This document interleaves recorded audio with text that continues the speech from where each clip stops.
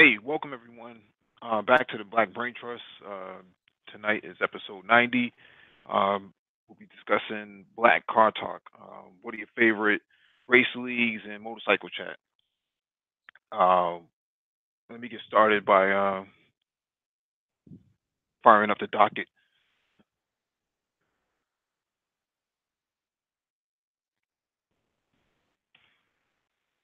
I'm actually moonlighting this alone because no one else is on the panel with me, so bear with me.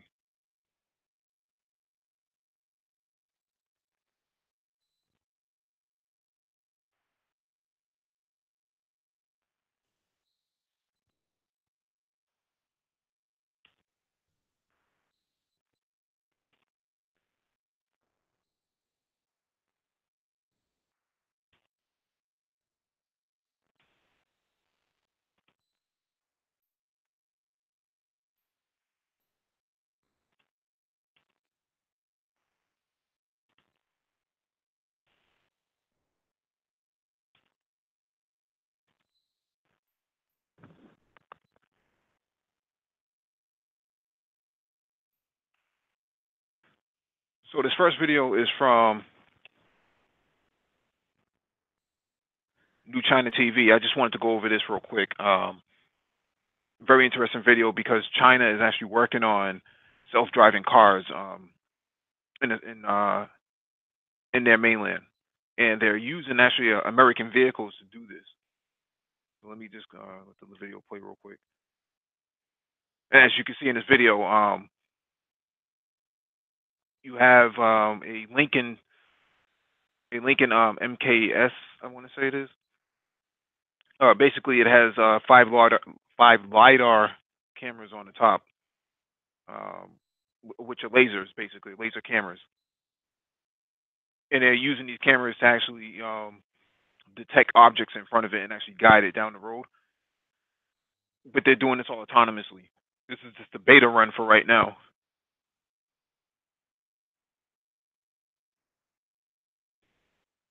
And the car uses 3D digital mapping. So what they're doing is they're letting the vehicle actually map out the road itself, but it also is connected to an external connection. So I believe it's a 5G connection that it's connected to. And because of that, that's allowing the car to actually navigate itself around.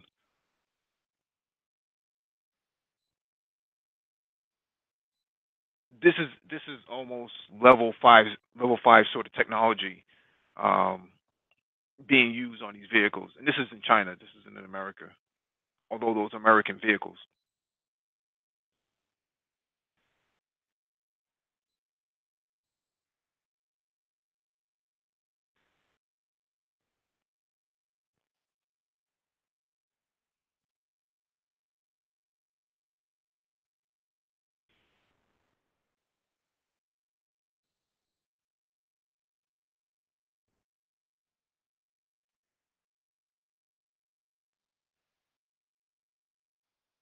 Let me just pause it.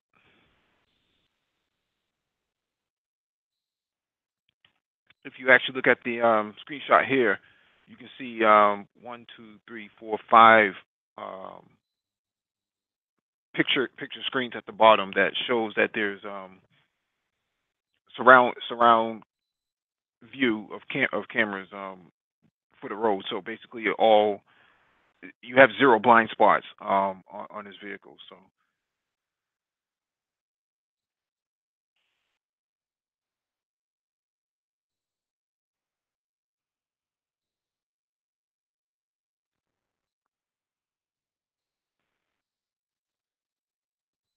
it's turning on its own. I mean, this is something that's revolutionary in terms of autonomous driving because we haven't really seen anything like this advanced in quite some time, at least in comparison to Waymo. Waymo doesn't really make cars. They just actually make the driver stack, and the driver stack is basically the operating system that allows the vehicle to um, actually operate.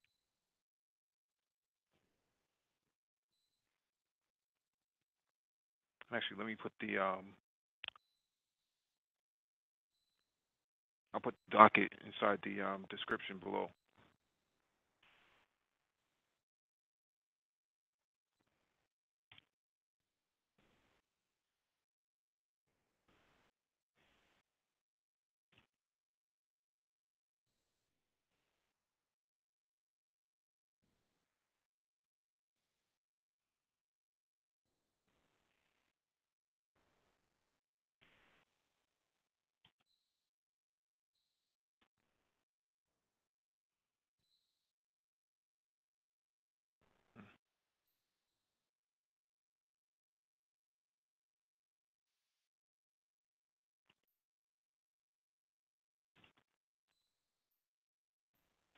let me get to the next article.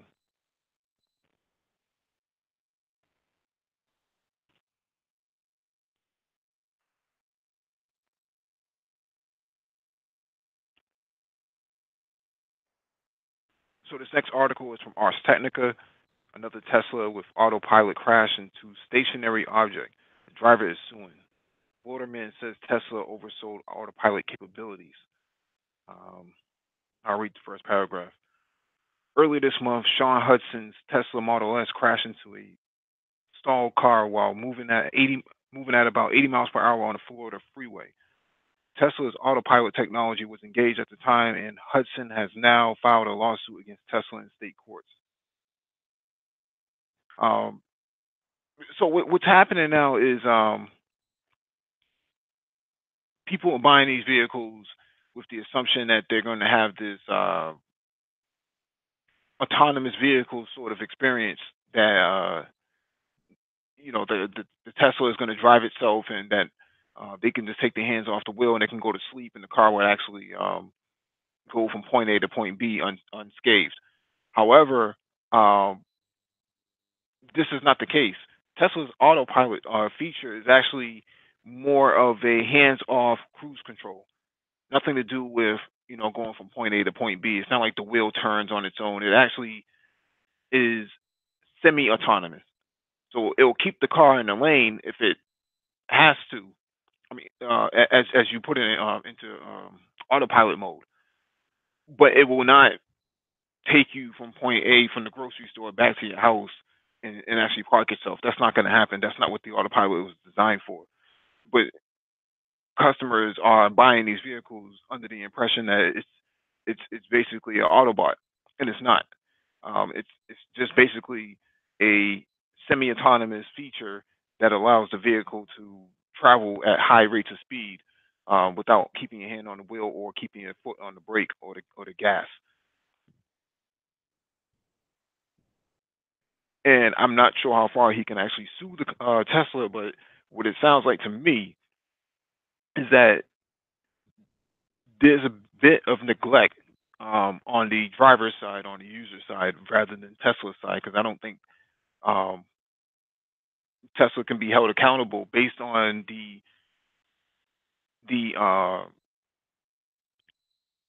your agreement when you sign up for autopilot. When you hit autopilot, there's the actual a prompt that you need to say okay to that basically describes that this is not a autonomous vehicle. It's not going to have this sort of feature.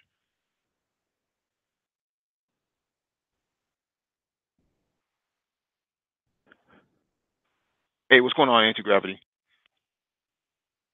I mean, although the car is totaled and it should be totaled, I mean, you let a car drive at 80 miles an hour without actually paying attention. It basically autopilot does tell you you need to pay attention. So let me read this quick paragraph here. It says, through a pervasive national marketing campaign and a purposefully manipulative sales pitch, Tesla has duped consumers into believing that autopilot can transport passengers at highway speeds with minimal input and oversight. This is true and it's not true. Um, you can drive the car in autopilot mode at high rates of speed. However, you still need to have some human input. And what the users are doing now is they're taking their hands off the steering wheel. They're texting, they're taking a nap, they're picking their nose, doing whatever they're not supposed to be doing while operating the vehicle. And when the vehicle loses control, they're shocked that the car even crashed to begin with. Um, the problem is in between the steering wheel and the seat at this point. So scroll down real quick.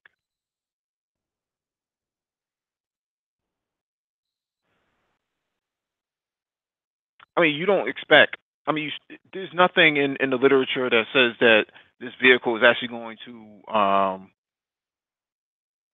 take you from point A to point B and bring you there safely. It doesn't say anything like that. This is for long commutes. The autopilot feature is for long commutes where the vehicle can travel at 50 plus miles an hour with your hands off the wheel and your foot off the accelerator. That's all it's for, and it stays in the lines of the road. So basically, the markers on the road. That's what it's supposed to do. However, this person um, took their hands off the wheel and did not co-manage the vehicle, and the vehicle ended up sliding into a stalled vehicle ahead of it at a high rate of speed, and it almost killed him. So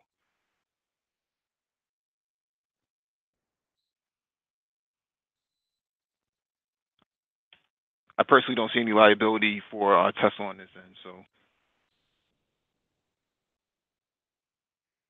we move on to the next article.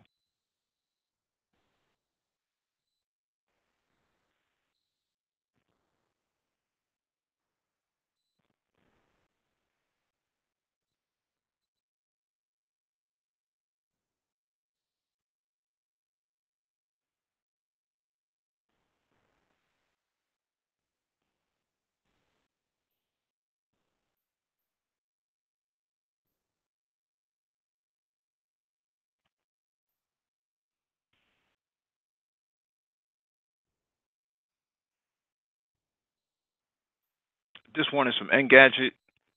Waymo blames self-driving collision on pesky human. It defended its technology in the post, revealing an accident involving one of the self-driving cars. So the picture of the Jaguar that they're talking about was a Waymo vehicle.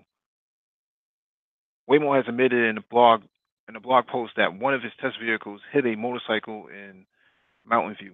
The company has defended its technology in the post, though clarifying that the event was caused by human error. Apparently, the test driver took control of the vehicle after seeing a passenger car to the left moving into their lane. Waymo says that Waymo says they moved the car to the right lane without noticing that a motorcycle had moved from behind to pass the test vehicle. The test car sustained minor damage, but the collision was unfortunately serious enough to send this person, the motorcyclist, to the hospital. So what happened was whoever was inside the vehicle of the Waymo vehicle uh, saw something ahead, grabbed the steering wheel, and the motorcyclist actually came on the blind side, and the person inside the Waymo vehicle actually uh, uh, drove the vehicle into the motorcyclist. So the problem here is that we're not allowing the vehicle to manage itself from the human standpoint. So the person inside the vehicle actually freaked out before the Waymo technology or the Waymo vehicle itself actually could produce a result on its own. So it's not the fault of the technology, and it's not the fault of the vehicle itself. When I say the technology, I'm speaking of Waymo. You have people who are trying to use their motorcycles to lane split, and then you also have a person inside the vehicle that was trying to override the capabilities of the Waymo technology itself. Again, just like the Tesla article I just read from Ars Technica, is that people are interfering with the technology and not having a full understanding of it. Some literacy issues of reading as well as technological literacy, and they're interfering with the whole entire development aspect of the autonomous technology on vehicles, and they're blaming the vehicles and not themselves. So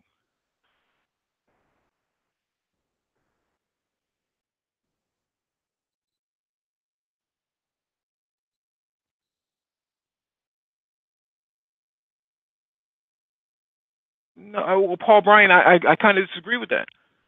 If you ever been inside a Tesla and you looked at the prompt, every time you get in there, it tells you that. It tells you specifically that it's not an Autobot. It's not. You still have to keep your hands on the steering wheel. This was debated even a year ago.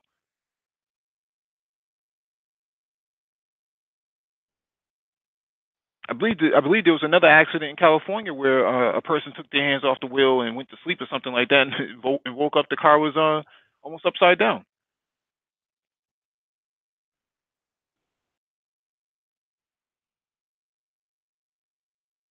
It never the feature never says anything about it being an auto bar. It never says that it can take you from point A to point B, and I think it's pretty descriptive if you've ever seen it before.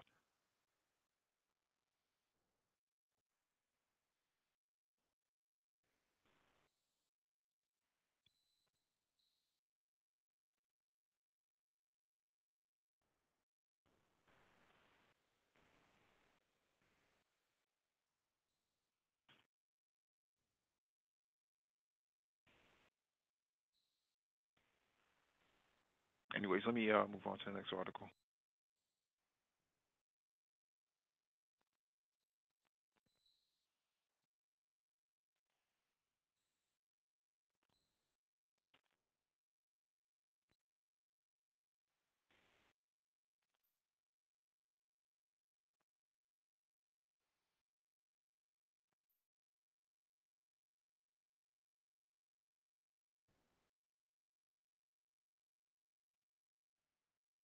Okay.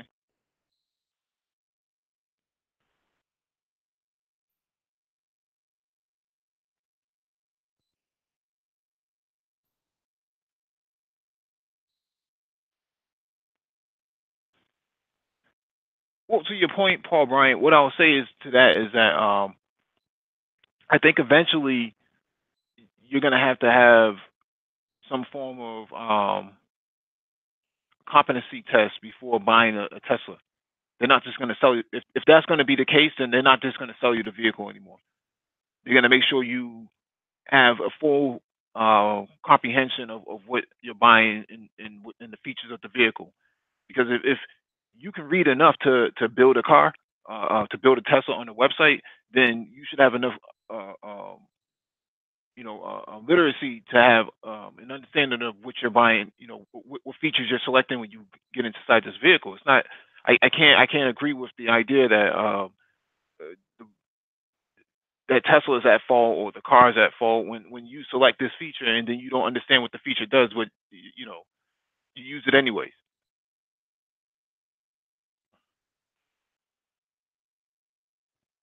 Let me move on to the next article.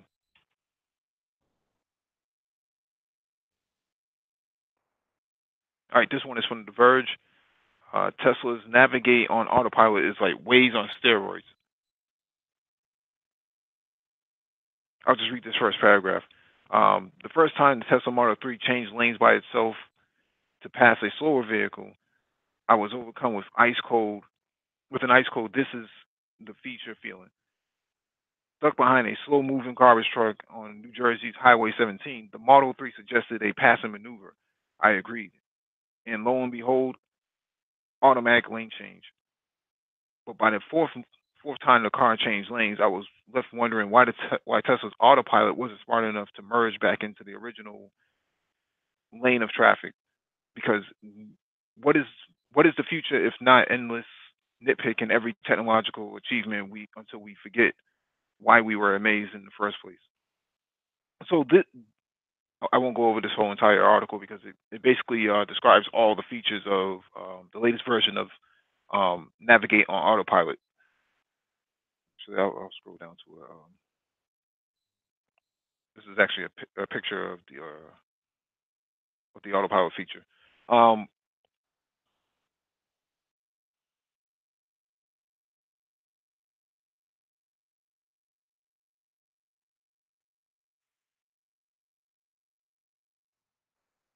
yeah, so basically, what this autopilot feature has, it has the latest version of it. I believe it's like version 9, if I remember correctly.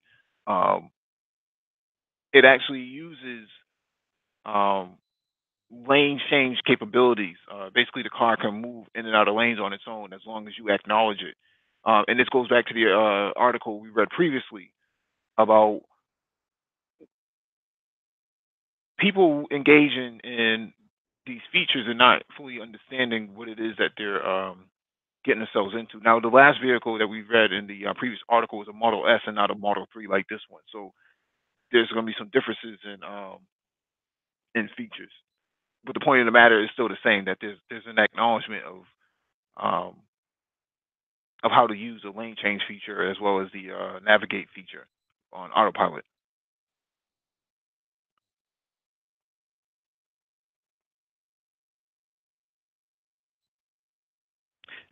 And here's a key paragraph. Tesla recently removed the full self-driving option from its website because the company said consumers found it confusing. But after experiencing navigate on autopilot, albeit briefly, I feel Tesla's self-driving future is closer than ever, and it's probably not what we all thought it would look like.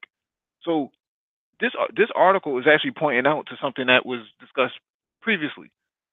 This person engaged autopilot on their Model S and was supposed to keep their hands on the wheel and acknowledge some of the other prompts that came up, and the vehicle basically crashed into a stalled vehicle. Whereas this article is pointing out that um, full self-driving capabilities.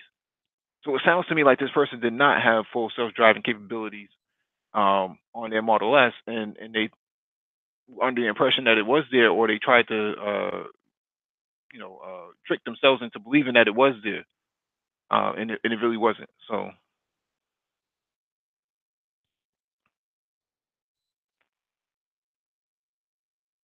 this is definitely, as the article is pointing out, this is definitely futuristic stuff that the vehicle has the ability to switch lanes and actually get off at certain exits and so on and so forth. So, and as you see in this photo right here, this image, it says confirm lane change to follow route. Use turn signal or gear stock to confirm. So there's some human level interactions that is necessary, but um, again, that's the way the technology works for right now.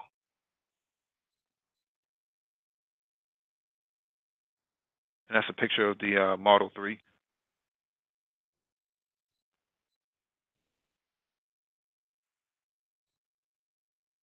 Picture of the interior.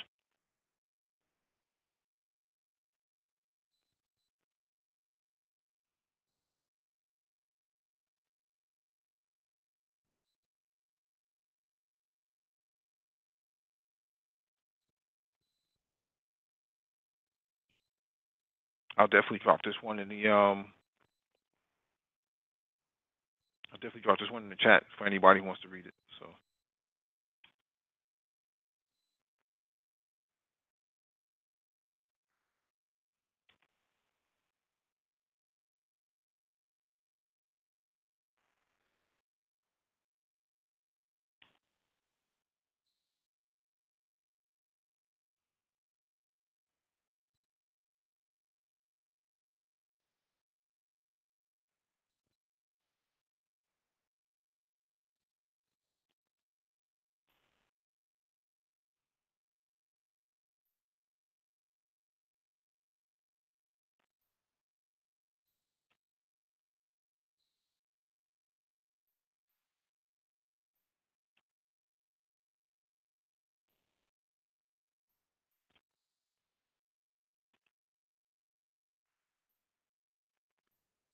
this one again is from Engadget. Bird launches UK's first scooter sharing service on one London path. The picture of the scooter right there. I'll read the first paragraph. London faces some of the biggest transport problems in the world, but one startup thinks its electric scooter scheme could be the solution. As long as it can get around the UK draconian vehicle laws, U.S. company Bird is set to launch the UK's first scooter hire service in the capital, but it's only got permission to do so along a single path in the East London Olympic Park. The trial is limited because as Bird's UK as Bird's UK head Richard Corbett says, the UK is the most highly regulated and restrictive market for this kind of product globally. The scooters, which have a top speed of 25 kilometers per hour, can be used on paths because they count as powered vehicles, but they can't be used on public roads either, as they are not able to pass the MOT. I guess that's their DOT.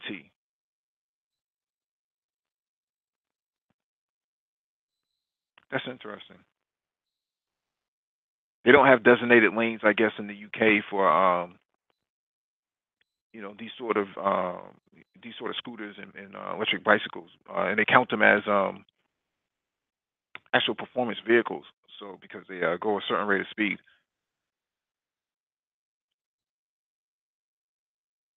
But in the United States, we have something called Bird as well, and one of our contributors, Complex Design, actually, he actually works on Bird scooters. He's actually a mechanic for them. So very interesting things. I wish he was here to talk more about it. And what I also do is drop Business Wealth and Power, which is their platform on YouTube, into the chat.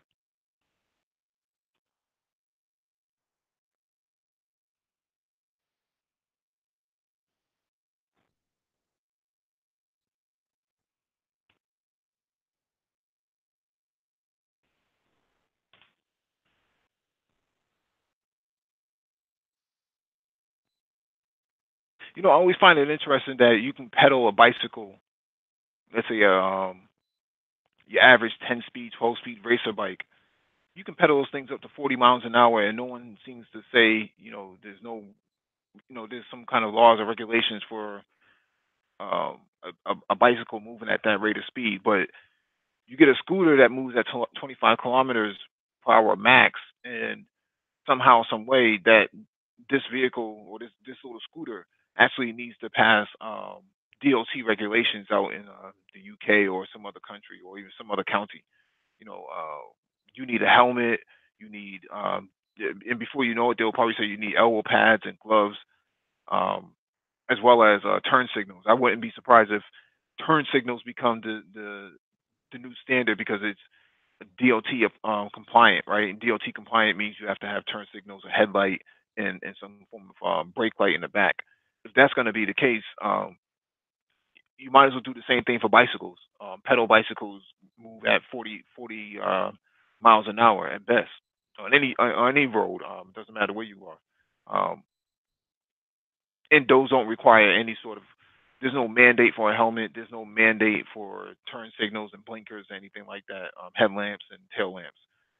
Even Harley Davidsons, guys ride around on Harley Davidsons with no helmet on, and no one's pulling these guys over for not having a helmet or having a loud exhaust.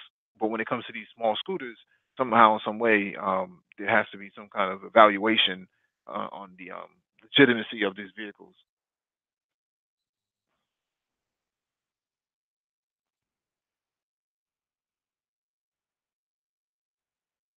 Yeah, Paul Bryan, I can see that point.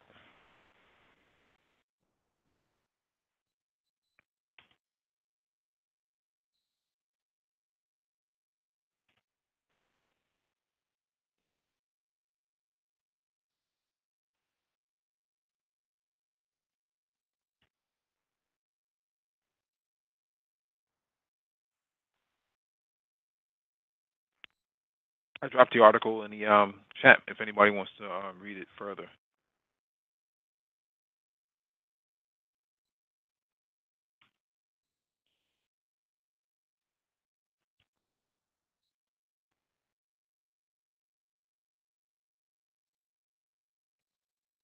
Get to the next article.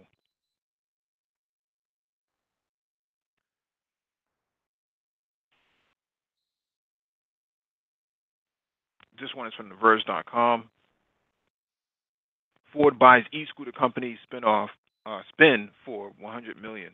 That's a lot of money for a scooter company.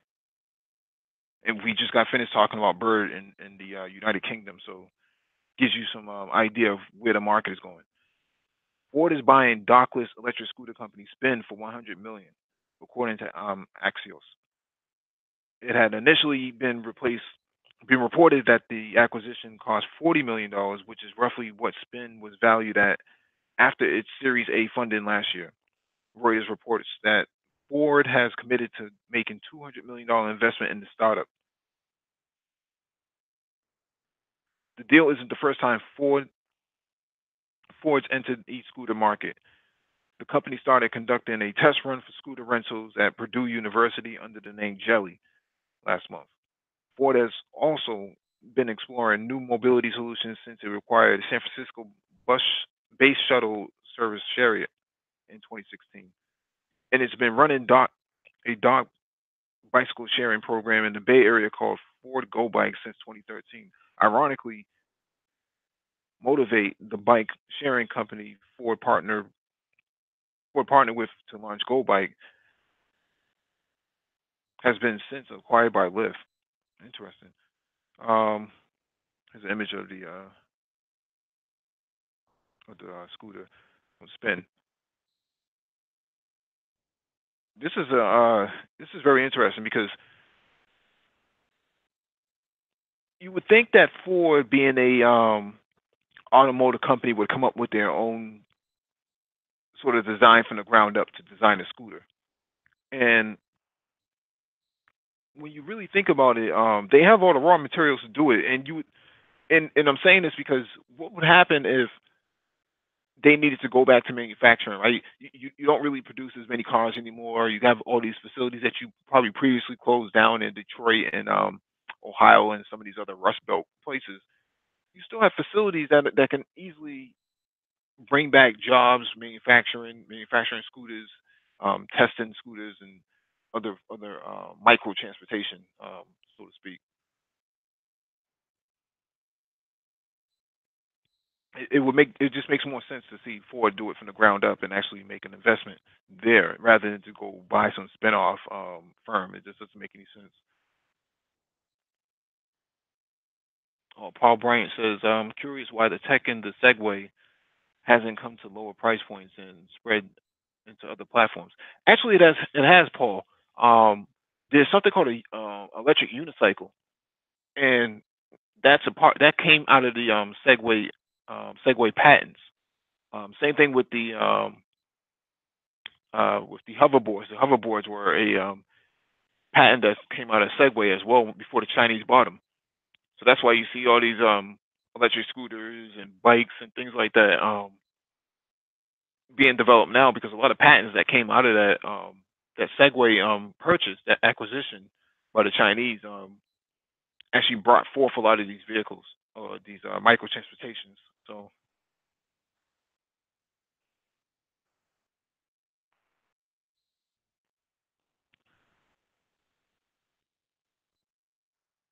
I'll drop this one in the chat as well.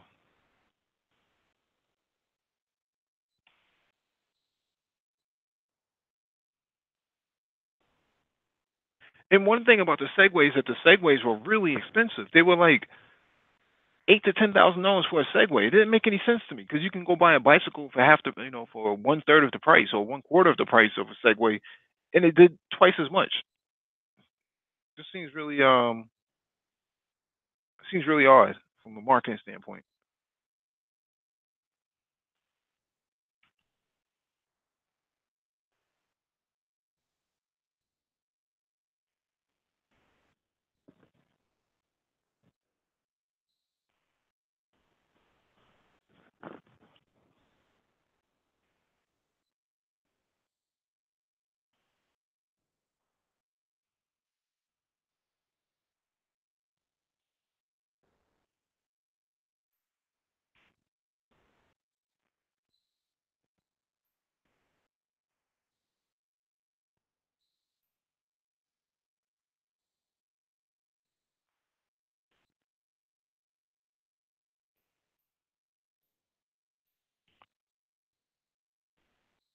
This article is from electrek.com or .co.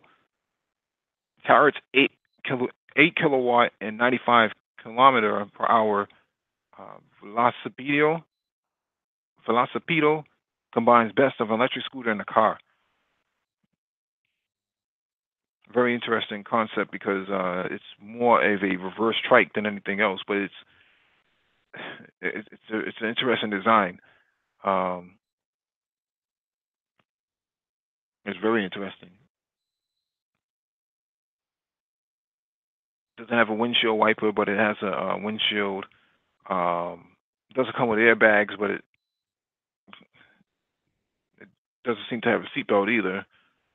Actually, it does have seatbelts. Very interesting. It's a harness basically. We scroll down and kind of read this out. Spanish-based Tower Spanish-based Tara already has a nice lineup of electric scooters. Now the company is is now the company is showing off their newest electric vehicle, the Tara Velocipede, at EICMA 2018 Milan Motor Show. The vehicle is designed to offer the same advantages of electric scooter, but a safer and more convenient package. I don't see how it could be more convenient. Looking at this image, I mean, what's so safe about this? There's no airbag in there. I mean, you're kind of stuck if you're kind of stuck by the seatbelts if you ever needed to get out. It just it's not logical. It doesn't make a whole lot of sense to me. And the fact that it does 95 kilometers an hour is even more reason to be worried because typically on a scooter or even a motorcycle, you kind of tuck your head down to avoid the wind. Too much buffering would actually slow you down and actually kill your gas mileage. So, and we can see right here in this image. Actually, blow that up.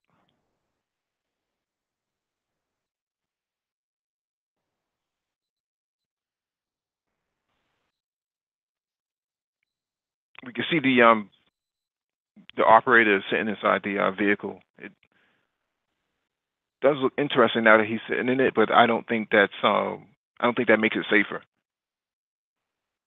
Although I'd be curious to see how it drives.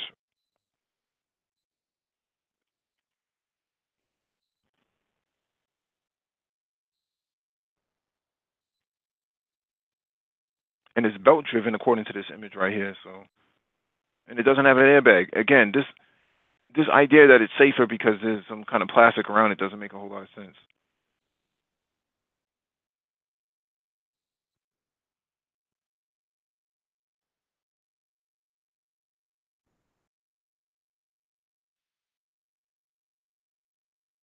Here you can see the batteries, the array of batteries right under it. That's a pretty ingenious design for itself. Kind of balances the weight and the center of gravity.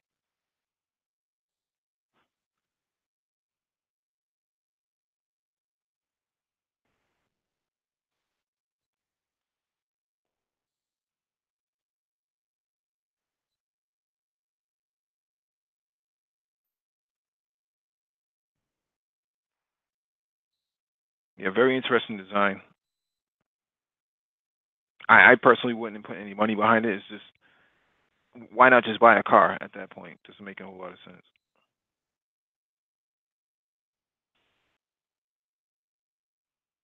I mean, there's no place for you to put your groceries at, and yeah, it just seems really illogical.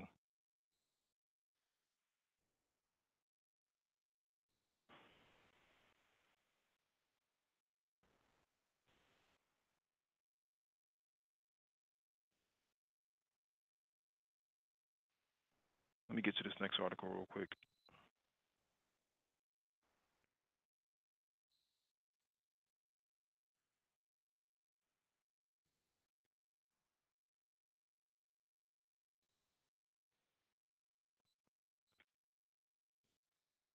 This one is from TRT World. Um, Russia invested in autonomous car technology.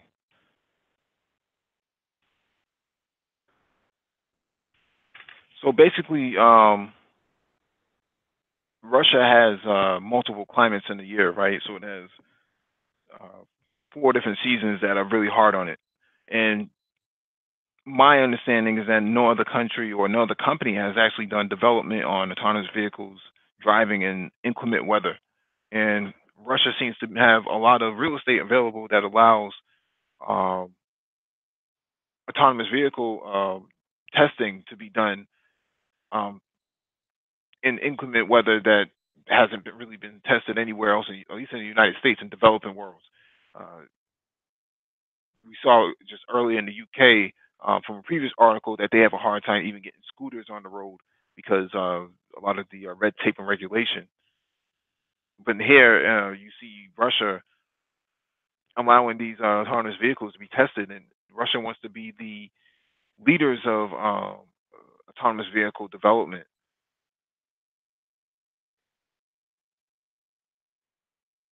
As we see in this video right here, that though it's low tech, it's actually functional technology.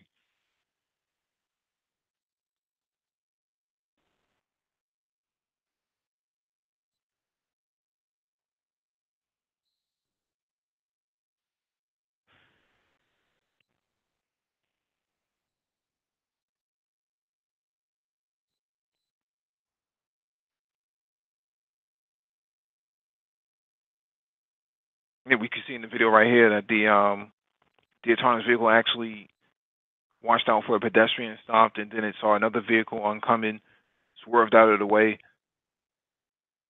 traffic light, and actually it can actually make its own 3-point turns, which most humans can't do even on their own.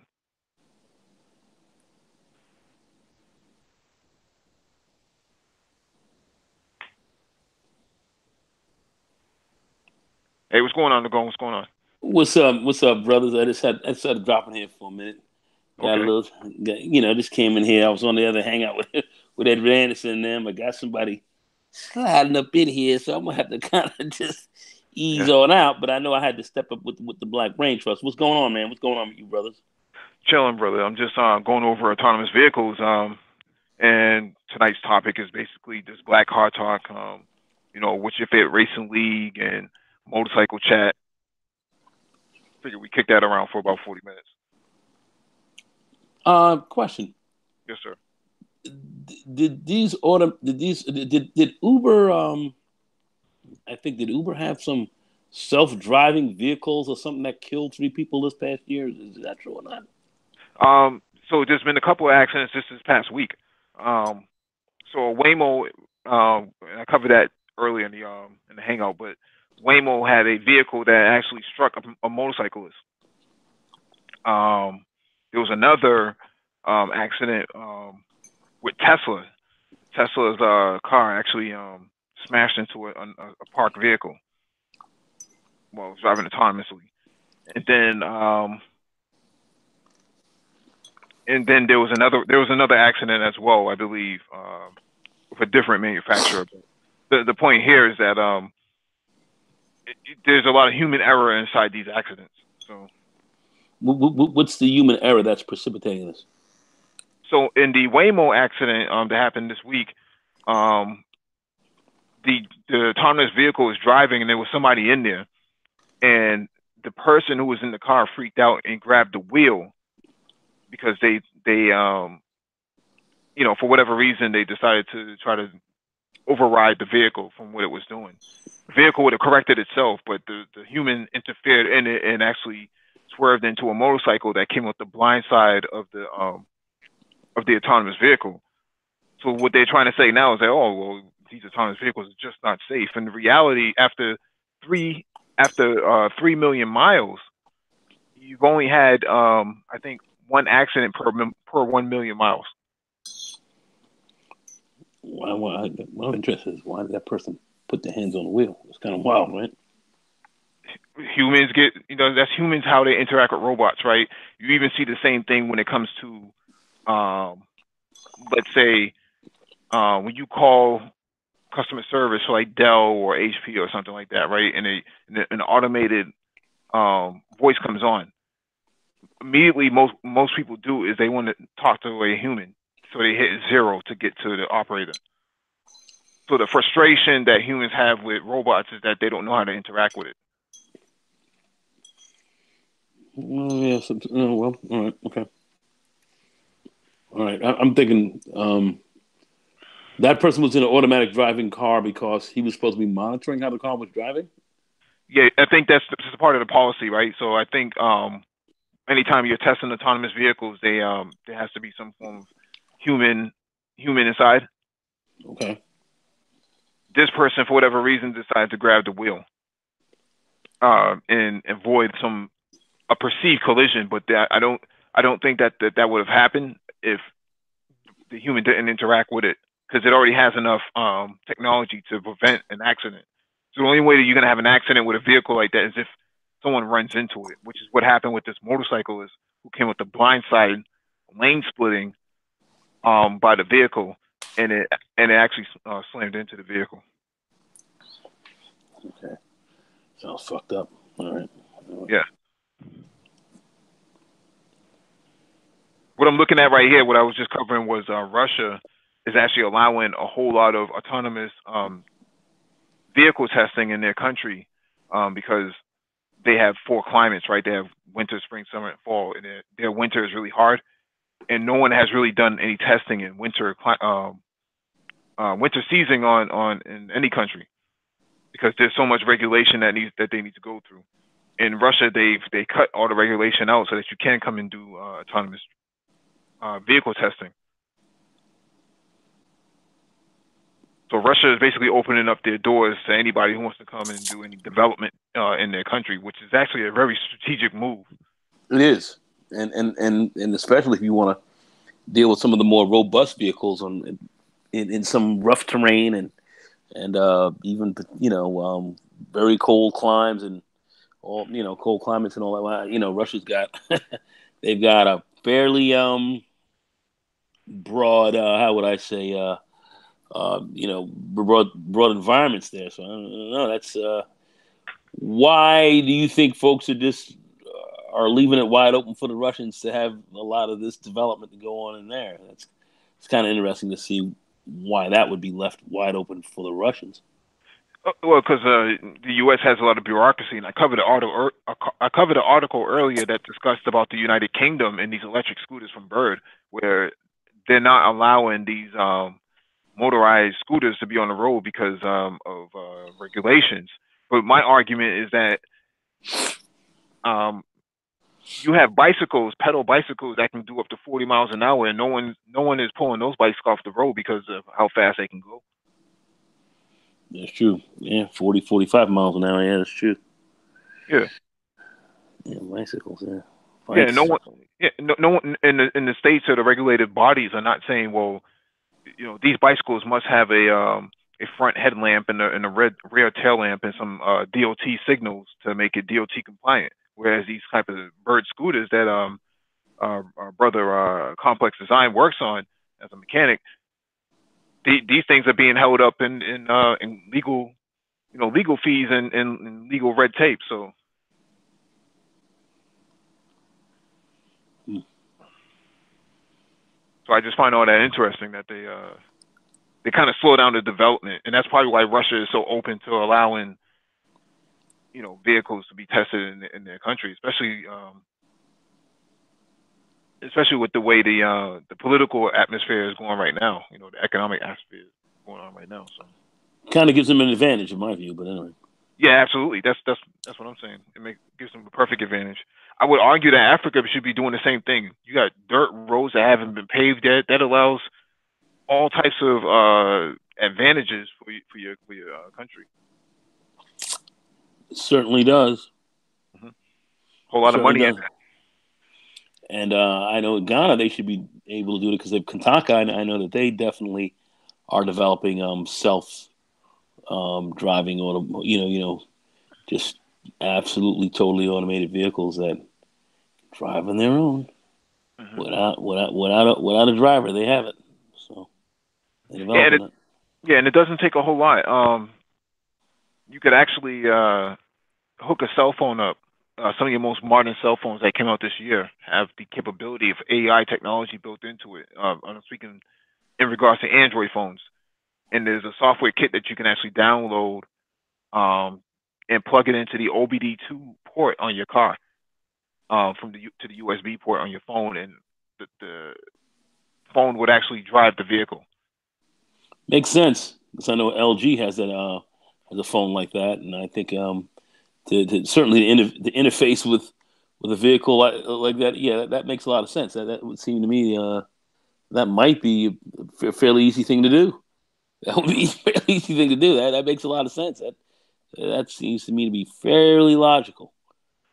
Yeah, and that's where I think I kind of bang the drum on this a lot, but I think this is where black men who don't know how to code or do know how to code, this is where your market is going to open up for you. Autonomous driving, IoT, those sort of areas, those emerging markets are going to be really big in places like Africa and Russia. Yeah, Hmm. totally agree. Totally agree. Yeah, And the Russians are in Africa as well. yeah, yeah. Making major investments in there. So Yeah. they're they're inside some of the major places. Let me go over this one last article. Um, so this one is from CGTN, Shenzhen, Shenzhen City, South China. So they're having a drone race. World Drone Racing Championship begins in South China. So we'll let this video play.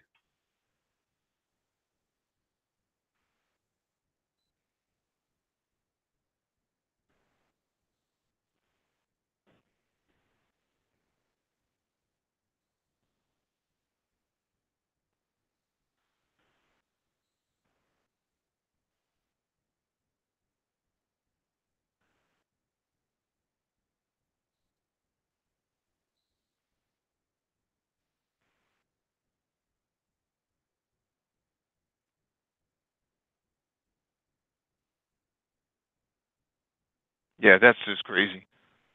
That's just crazy. I've had a drone before, but nothing like nothing like this. This is more of an endurance than anything else.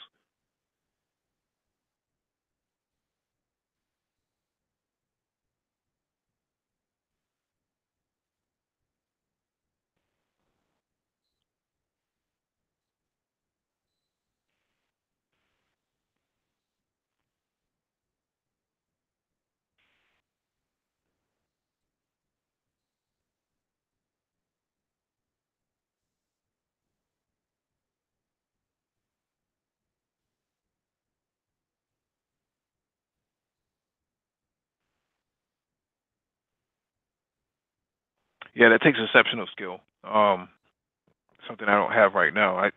I did used to race RC cars when I was younger, but I nothing like this. This is like way more skill set than anything else. Anything I've ever had to encounter.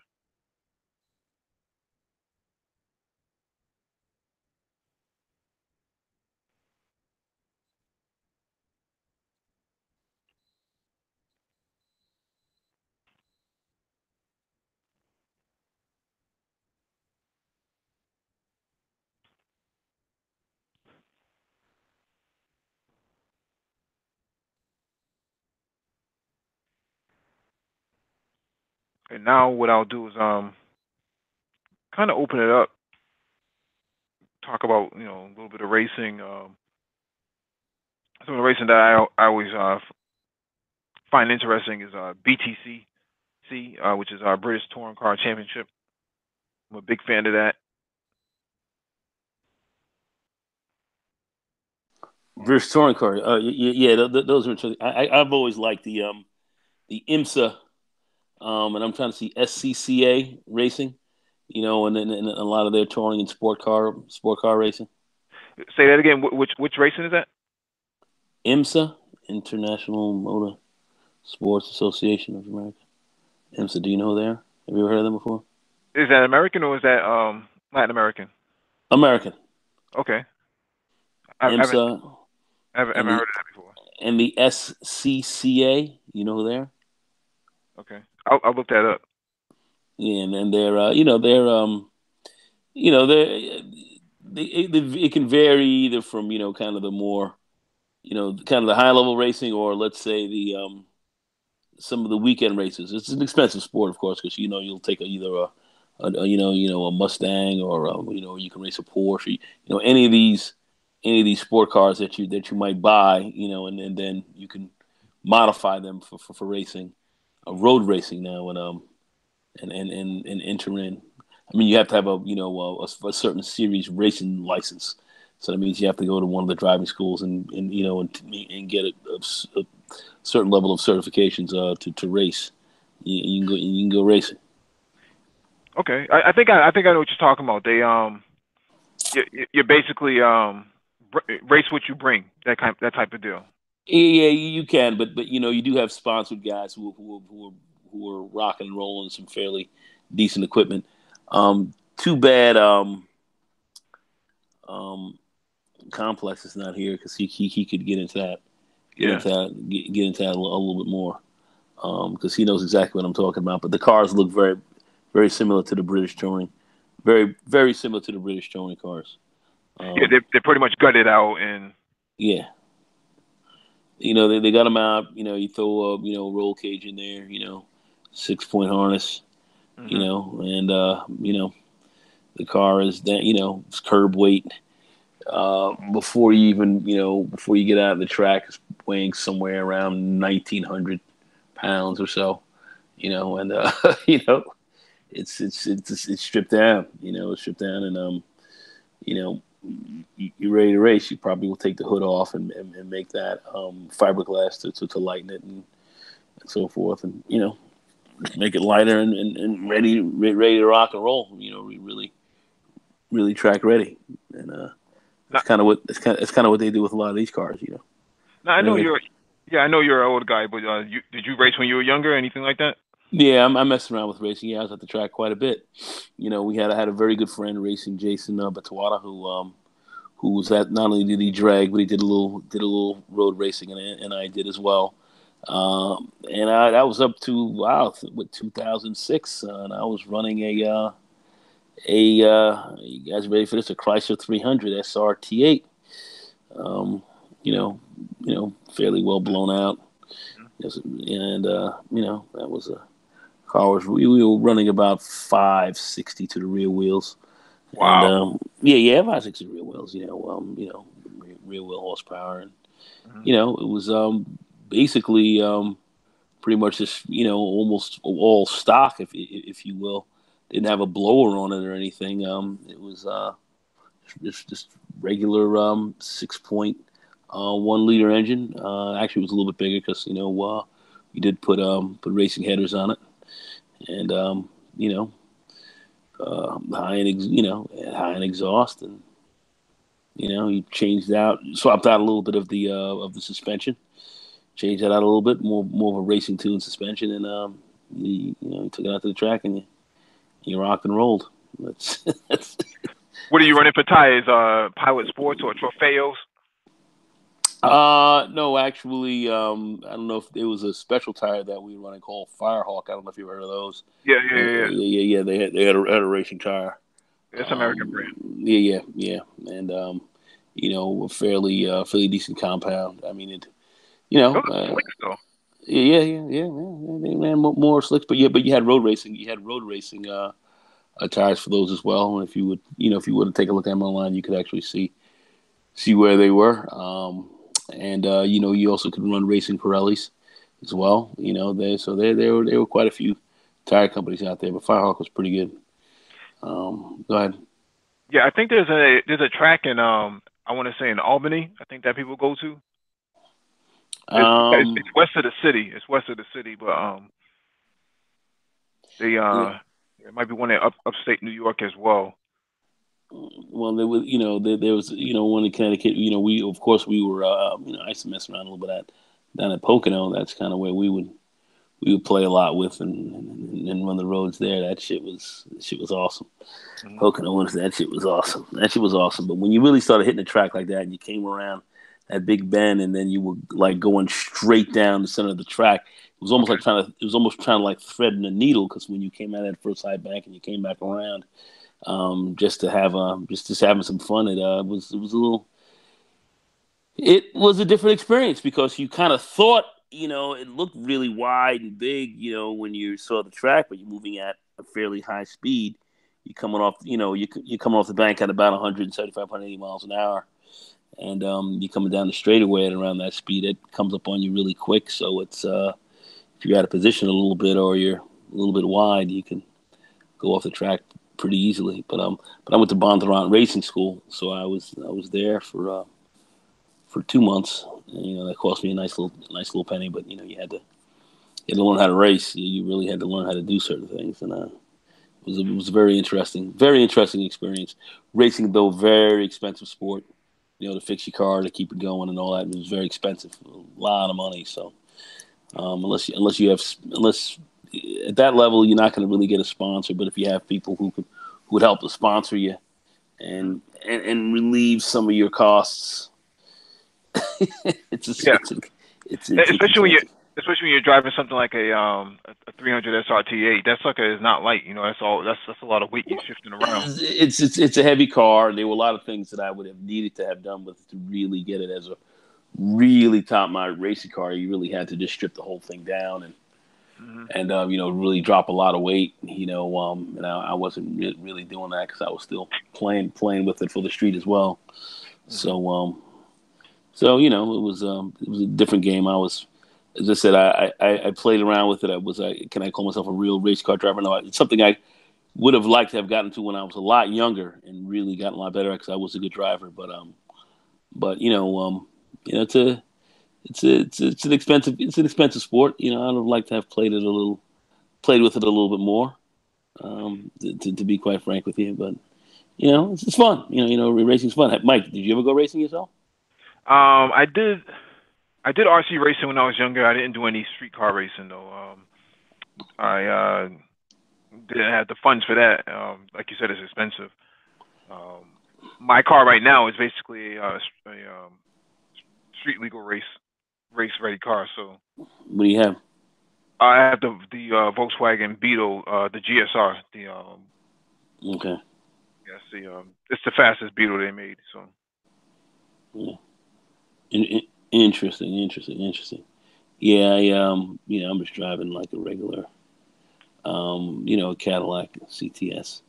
They really wanted to upgrade me and get me into the CTS V Racer, and I said, "Get the fuck out of here! That car was." I mean, I just don't need it now. A car like that. After a car like that, it's just it's banging way too much horsepower for the street. It's really, in my view, more of a real road racing car that they have for the street as well, and hmm you can do some things to it and go pretty much go racing um, without much of a problem. Just some small alterations, and it, it, and you could throw slicks on them. You can do whatever you want with that car, and it's going to run. They fixed the whole rear end problem they had with the earlier CTSVs. oh yes, Yeah, exploding rear ends. yeah. So the rear, the rear ends, man, were fucking going out quick. And I'm talking about even when they had those cars were pretty fast, even when they first came out when they were 400 horsepower cars. Mhm. But now you're getting 650 CTSV, R. They're a racer, very fast car. It's still a little bit heavy, but if you want to go racing in that, just strip everything down, put a racing seat in there, 6 point harness, put a roll cage. Still, you can still open up the front. You can still open up the door like you get in a regular car, but Mhm. it's caged out. You know, all the leather, everything else is out of there, and you get a nice tight racing suspension in that vehicle, and you can go racing in that car. You can actually take that to the track. It's fairly well balanced for it as well. You Yeah, and wouldn't. Go ahead. yeah, and for those of the people listening to this, a CTSV is basically like a four-door Corvette. Yeah, it has the same engine basically in there, but it's a race car. In my view, they try to say whatever they want, but they're making these street legal racers. I mean, one of my other friends, he's got the Dodge Demon. He went and got that car about a few months back, Hmm. and I don't think they're making them any. I don't know if they're making another run for them in 2019. I think he had the last one for 2018. That's my understanding. I don't know. He paid a little bit above sticker, and that car is running 830 or so horsepower, and it's a drag. It's a dragster, and it's got a whole launch series on it and all that. Comes with racing slicks. Um, but he doesn't like the racing slicks that the car comes. So he's running Mickey Thompson's, and he's going out to Pocono. He's going out to a lot of different tracks, and he's racing his car right now. He's racing it. He puts his car up on a trailer, Oh yeah. Trailer. He's got a trailer for it, and and he drives around like that. I mean, you can drive it in the street as well, but he chooses not to. No, that thing's so obnoxious. It's And too obnoxious for the road. I mean, it's I've heard the car. It sounds nice, and it doesn't sound crazy. I mean, when you hit a car, I mean, it's like blap blap blap. The car Yeah. kicks, but you know what's up when you got to hit it a little bit because obviously you hear the you hear the blower start to spin up like zzz, it starts to really starts to wind up, and then that bad boy's getting ready to kick, and Yes. they call it a 9 second car. I don't think he's got it since he's gotten it. He's really learned how to launch it. I don't think he's gotten it under 10.5 or 10.3 or something like that. He hasn't gotten into the 9 second range, but I think it comes down to just practicing a lot more and proper tire connections, and get them nice and sticky, and then be able to launch properly. I think the track plays a big role too, where you're running. Some tracks are are a little more or less sticky than others. So I think the track you're at, it depends on how they prep it Hmm. for how your car launches. But in order to get the best speed, you have to take the seats out because they have the ability for you to take the seats out of there and everything. So I think some of these guys who are not getting the kind of times that they want is because they're not prepping the car right. Because you got to put the skinnies up front, you got to have your slicks in the back. You got to take your seats out because they give you that ability to take the rear seat out and all that. So you got to take all that stuff out of the car. You got to take as much weight out of the car as possible. Maybe have two sandbags if you want to put in the back, just sandbags just for the rear wheels, just so it sticks a little bit better if you want to put sand back there. And some guys say if you launch that car really good, you can it'll take off. It'll come off the front wheels. This is stock. This is a stock car, a stock racer. It's Hmm. fucking shit. It's fucking stock. You know, um, running racing 100, 102, or you could also use racing 93 if you want in that car, though it's not the best. Racing as far as gasoline is concerned. And it's a race car. It's a dragster, Hmm. drag car that you can drive on the road. And I've seen it. It's a ferocious vehicle. So there's some ferocious cars out here. Yeah, Um, and it shakes from left to right when it's idling too. yeah, I mean it does. I mean it's. I think it's fairly well balanced car. I don't. Have you been in it? I don't know if you've been in the ride. I don't know if you've been in it. Yeah, I've been in one before, but it was kind of modified. I think they might have changed the cam on it, but They changed the cam on a Dodge Demon. yeah.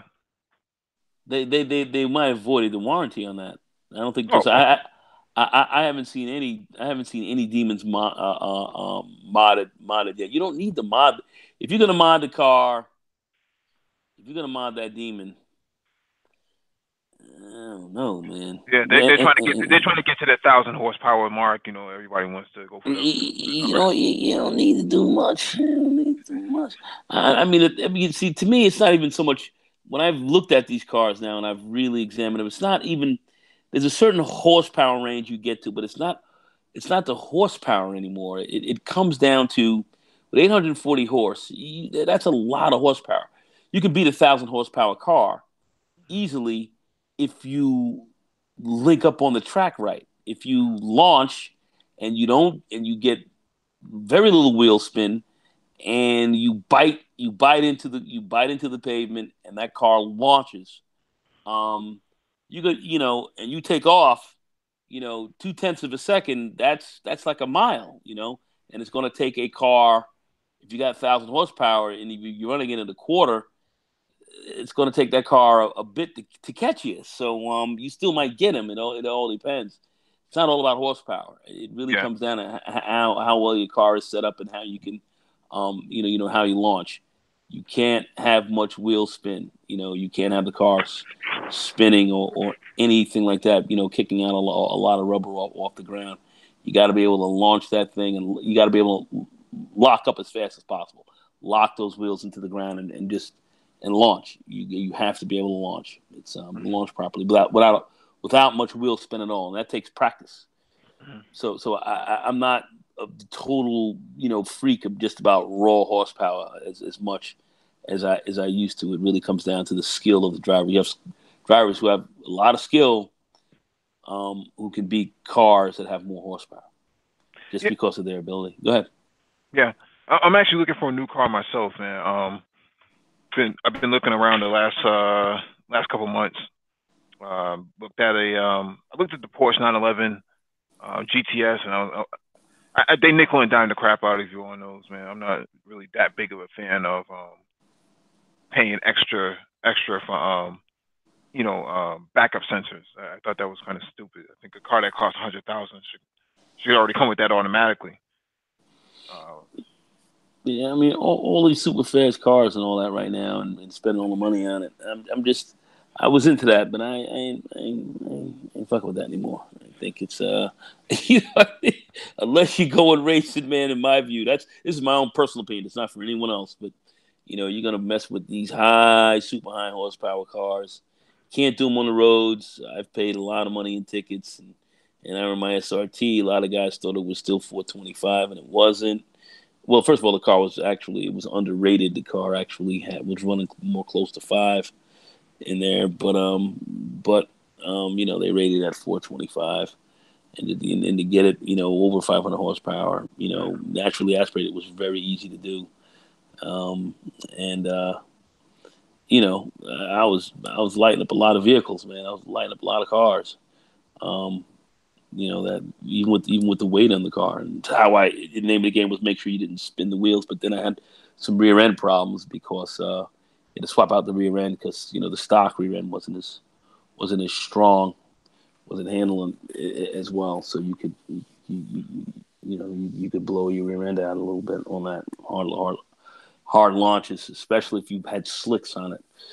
So you had to be careful because it was going to lock up and it was going to give you some rear end issues. But aside of that, because I did put a new rear end in it, but the car was lighting a lot of people up, lighting a lot of folks up. I was getting M5s and shit like that. It was pretty crazy.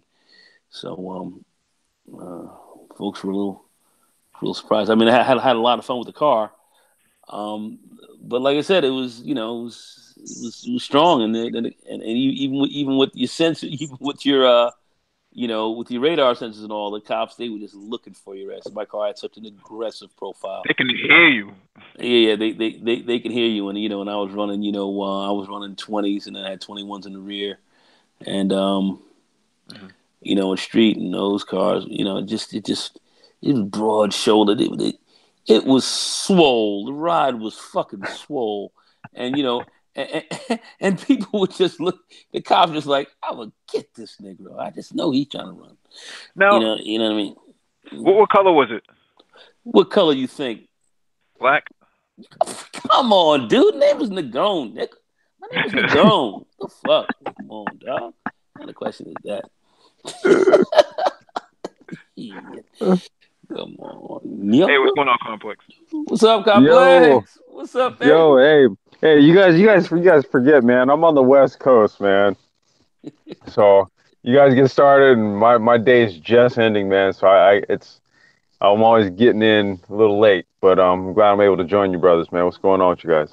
Man, what's up? I think did you try to call me early today? I did, man. You know what, dude? Like, Shit, you know man, I was tired. that fire that's out here. It's I posted a video on my channel, dude. It's like it's Don't literally don't tell me it was like, close to you. no, it's like literally right where I live. What? Yeah. Shit. Like literally, dude, the fire was like a mile and a half, 2 miles away. I posted a video. I showed you with my phone. I was like, shit, it's right there. Wow, did you catch a lot of smoke? Oh yeah, I was walking around with mask on today, man. Damn. It was crazy. Dude, it was insane. Like this morning, it was like Armageddon out here. Damn. Yeah, it was like everything. It was just. I got up this morning. It was cold and it was just full of smoke out here. Dude. It was Man, awful, just man. just I don't don't know. see. The last few days have been pretty damn hectic out here, man. I'm not trying to derail the conversation, but no, that's No, that's yeah. cool, man. That's cool. That's cool. Yeah, I'm sorry I didn't get back with you, man. I was been a little bit busy today, doing a little running around, and then I fucked up and went and got on the hangout, man, with with Edward Anderson and all of those guys just all over there getting it in, swinging at each other's heads. Yeah. So They're not talking the essentials, man. They're not talking cars, man. They're not talking automobiles. Oh man, I try I to do. love I try to cars. use this. I try to use this stuff to decompress from the rest of the week. So, um, Yeah, yeah. yeah. But Yeah. basically, just to bring you up to speed, Okay. going over like uh e-scooters. Ford bought Spin for 100 million, which is an e-scooter company. Yep. Bird Scooter going live in the UK, doing trials right now, going through a lot of red tape. Hmm. Russia opening up its doors to autonomous vehicle testing. Basically take away all the red tape, do all the testing that you want to do. Hmm. Um, and Waymo had an accident. Um, wasn't the actual vehicle's fault. It was actually the human's fault. Same thing with Of Tesla. course. Tesla, you know, person put the vehicle on autopilot and ended up smashing into a stalled vehicle on the road. They Hmm. want to sue Tesla now, so that's where we are right now. Okay. We got about Interesting, man. yeah, and the topic of the night was this. What's your favorite racing league? Yeah, I'm a yeah. big fan of BTCC, so Yeah, uh, no, that's where I got in. I saw you were actually showing some images of the NGTC cars from the BTCC. yeah, Um, for those that don't know, NGTC, that's next generation touring car. So that was the platform they launched 2012, 2012, 2013, I think it was. So yeah, yeah, yeah. I was a big fan, huge fan of the BTCC, especially back in the 90s. Super touring era. yeah. Like that was like the pinnacle. That was like the greatest. You didn't you beat like basically it didn't eclipse the BTCC. Like that was like the pinnacle of it. Mhm. And anyone who wants to like kind of get acquainted with that, I would just look on YouTube, man. Look up some races, any from 94 through 99, I would say. So with 97 and 98 being probably 96, 97 and 98 probably being like the gnarliest like years in terms of competition. So I would definitely put BTCC up there like in the ranks of like one of the greatest like auto racing series out there. That was a British touring car. So okay, Yep.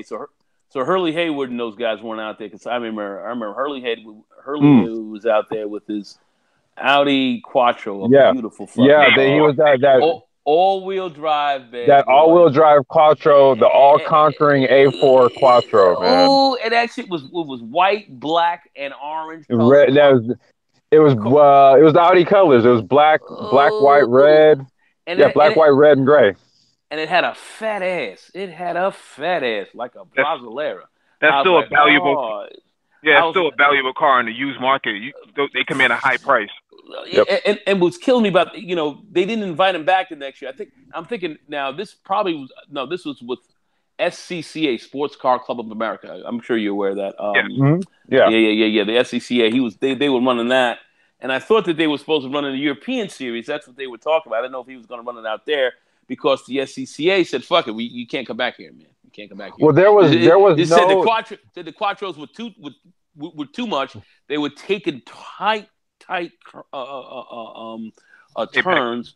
No body lean, no nothing, and everybody else, because you go in there, you 3/4 turns with the wheel, you bring it out the rear end a little bit, and you straighten it out. Uh-huh. These guys are just coming around like, nah, baby, we're Well, good. well, look, Don't even you worry gotta about it. follow. They thought it had too much of an advantage. Look, Beautiful cars, great drivers. you Go gotta ahead. follow Audi Quattro technology from Group Five rally, right Yeah, in the early '80s when right. these things. Group Five was like the most dangerous. The That was like the class where the majority of rally drivers who died racing, they died in Group Five because those are cars that had like 700, 800 horsepower, and they're Yeah, blowing through the they're too much power. They were yeah, crazy. blowing through the forest at 150 miles an hour, dude, and then smack right into the tree. These things just getting wrapped around, like little ribbons. It's crazy, man. Crazy. Yeah, And but they cut the horsepower on those. They cut. no, what I was gonna say, well, the thing was that the Quattro, though, the Audi Quattro, that ran in Group Five. When you look at the short wheelbase on that thing, it was four-wheel drive. that was one of the few cars, man, that just ate up everyone else. Like all like Lancia. I'm trying to think who else was running during that time. Porsche even ran. Yeah. They ran that Rothman's Porsche. They all like had real bad incidences, but the Quattros dominated there. Then when you go into touring cars in the '90s, what we were talking about, whether it was Italian, British, let's see, it was Italian, British, even like French. Man, the Quattros just dominated. 95, 96, 97. They hit them with like massive weight penalties, right? They weren't as competitive, and then in '98, they told them they could only run front wheel drive. They had to disengage the rear wheels. But that's how dominant the Audis were in touring cars in the mid '90s during the super touring era. The Quattros, shit. Just like you said, Too, four wheel drive. too much. They said it was too much advantage because SCCA they were in there. Hurley Haywood and his boy. Hurley Haywood. Who was the It other was one? Hurley Haywood and Uh, it uh, was Hans uh, Stuck. that's Dude, I'm a motorsports fanatic, bro. that's Let's go. Let's my go. dog. That's my dog right there. Hans Stuck and Yes. Hans Stuck used to laugh. I used to laugh at. I was like, that you would hear like Hans Stuck was like, well, how do you drive this thing? Well, you have to feel it with your backside first. And that's the way he talked. He had me laughing. But see, that's why I had to have my man complex up in here. Because that is exact. You got it right Yep. there. Hans Yep. Stuck. Yeah, that's right. Because I was thinking about it was Greg Lapalainen, but it wasn't him. It wasn't Lapalainen. It was Hans Yeah, Stuck, man. he was a factory. He was a factory Audi driver. They had him, and Yep, then yep, and yep. Hurley Haywood was the American It driver. was American driver. Yeah, that's why I fucks with Complex. That's why I fucks with him. But anyway, yeah, that's exactly how that went down. And those guys were crushing it so bad, and those cars were beautiful. I mean, they were beautiful. Those cars were beautiful. They looked great. They looked sexy. I like a babe with a fat ass. They had But a fat fat ass, asses. man. That car had a fat ass, Fat and they ass. and they were Yeah. lighting dudes up. I was like, look how But they lighting these dudes up. we can't You know. forget about the Ford Mondeo. Ford Yes. Yeah, Mondeo, yeah, yeah, the yeah, Volvo yeah, V70 wagon, yeah. um, the S the S The S was the S40. yeah the Yeah. S40. Oh, Yeah. BTCC was just amazing, man. The Yep. '90s, late '90s, that was amazing. Yeah, Rickard Mm. Rydell, who ran the I think he won the championship in '90. I think it was '98, Yes. and he won it in the Volvo S40. And that thing was just gorgeous, man. They ran the 850. Well, they ran the 850 station wagon. Yes. They ran the Estate in '84. Or I'm sorry, HBR. in '94, and then in '95 they moved over to the 850. It was TWR Tom Walkinshaw. He was running the Volvos. He Yeah. ran, yeah, they ran the 850s, and then they went from the 850s to the S40s. And when they ran the S40s, it was him. It was Rydell, and I'm trying to remember who his teammate was. And those things they just hauled ass. There's a 5-cylinder, man. They have like this unique sound to them, and they just sound balls, dude. Yeah. The S40s were just they were monsters. Well, Which gave way to Polestar. Yep, yep, yeah, that's right. but I think some of the best racing I saw and some of the best, because those real, what I call the real first generation to what we have now, was really in the '90s. That's where it was at, man. Fuck in the '90s, man. Mid '90s, late, and going into early 2000s. That shit was hot, hot, Yeah. hot, hot, hot. I mean, Now with the you with the new got you stuff got. now. Well, I was gonna say you got to realize though with touring cars, Mm. they took a they kind of took a turn like after like around 2001. They instituted. I'm trying to remember what the regs were called. They ran these regulations for a short time. They ran them in BTCC, and they really weren't all that popular. And then they instituted what was called the S2000 regulations. And so they kind of went back to the true touring car formula, where it was like a production based car, and you just Yeah, basically turn that shit into a race car. yeah, And from like 2004, 2005, they ran those regs from then to about 2012, I think it was. And like that was like the second great era of touring cars in my book, was the S2000 era from that time. Man, like you had BMW, Seat, Ford, yeah, shit. But I mean, I'm every telling you, manufacturer built a car, man. Yeah. yeah, but that's when the Cadillac really came out with that with the with the CTSV, and they started Oh, and running, yeah, and they they ran an started IMSA. and they ran it exactly. See, I was telling Yeah. Mike about IMSA and all them, and Mike they weren't aware of it, and they ran that shit in IMSA, and Oh, that was dude, and that, they ran in the, GTs, they ran in GTs, and they ran in prototypes. hey, who is this? Is this Complex up in this motherfucker? But anyway, that's exactly how that shit went down, and they started racking ass, and I was like, look at that car. Dude, look, let me tell you something. I couldn't believe how hard that car was running. I couldn't Dude, believe how hard it was running. I was like, this is Carl, Caddy? They're running like look, this? no, Go ahead. racing saved Cadillac. It certainly did. Racing saved Cadillac, bro.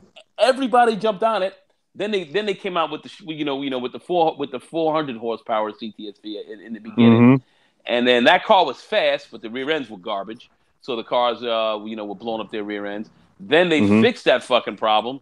Then they came out with that whole they kind of came with that vet engine with the L1 LS1. the LS1, and they came out with that, and that bad boy would run like 550. And then that car was looking real crazy, and it was running fucking hard. Dude, looking once kind of teethy. yeah. Look, once Real you put teethy. once they put the LS1 in that thing, it was a wrap. That car was running Because hard. the LS1 is Everybody knew. bulletproof. That's a bulletproof motor, dude. They put LS1s in everything. Huh? Once they put LS1 in a Cadillac, like I said, racing saved Cadillac. They were about to get rid of Cadillac, and at the last minute they said, "Look, let's just turn it into a high-end luxury sports brand."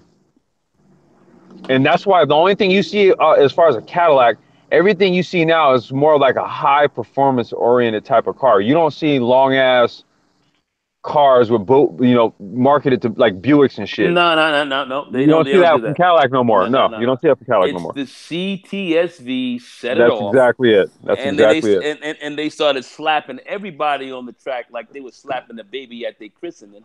They didn't give Yep. a fuck. I was like, look at this shit. They slapping everybody up with the Dude, CTSV. when It they made no threw sense to me. It made no sense to me that they were doing that. I swear to God, I was like, Caddy's doing this, really? yeah. Yep. And that put them on the map. Put them on the Yep. map. That's I was when gonna I say, started dude, looking like at it. when they fielded the first GT CSV GT race car, Yeah. and they threw the prototype out there, the open cockpit single seater prototype with Yep. a Cadillac logo on it. I was like, oh, they've arrived. Dog, you are They speaking are the officially truth. a sports luxury. They are officially a sports luxury brand, dude. They're no longer like the luxury Buick. No, they are a luxury sports brand now. It's not your grandfather's car anymore. And that's what he was Exactly. saying. Exactly. And this was around like 2006, 2007 Yep. or so. All right, because that's when I first started messing around with my with my 300, and and that's when these dudes came out with that shit. And that car was 400 horsepower, and I remember my car was 420, and I said this car was a little lighter, so that car was running hard. That car was running hard. Also, they had the Pontiac GTO. I don't know if you remember that one. GTO. Yep. That looked like a Sunfire. Looked No, like a fucking Sunfire. it was you know what that was? It was a Holden.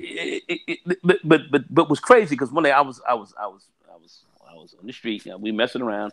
Some dude comes driving up with his little GTO, and it had the air induction. So the little the air intakes on the hood. I was like, what is this? But the way the car sounded when it drove up, it was like, I was like, what the fuck is this? I was like, let's go. So we decided to take off at the line. I was like, that shit was kicking. I was like, what is this? And it was the GTO. And then I'm trying to think, Hennessy and these guys grabbed a hold of that car and they modded it and turned it into something fucking insane. Then they came out with the G8.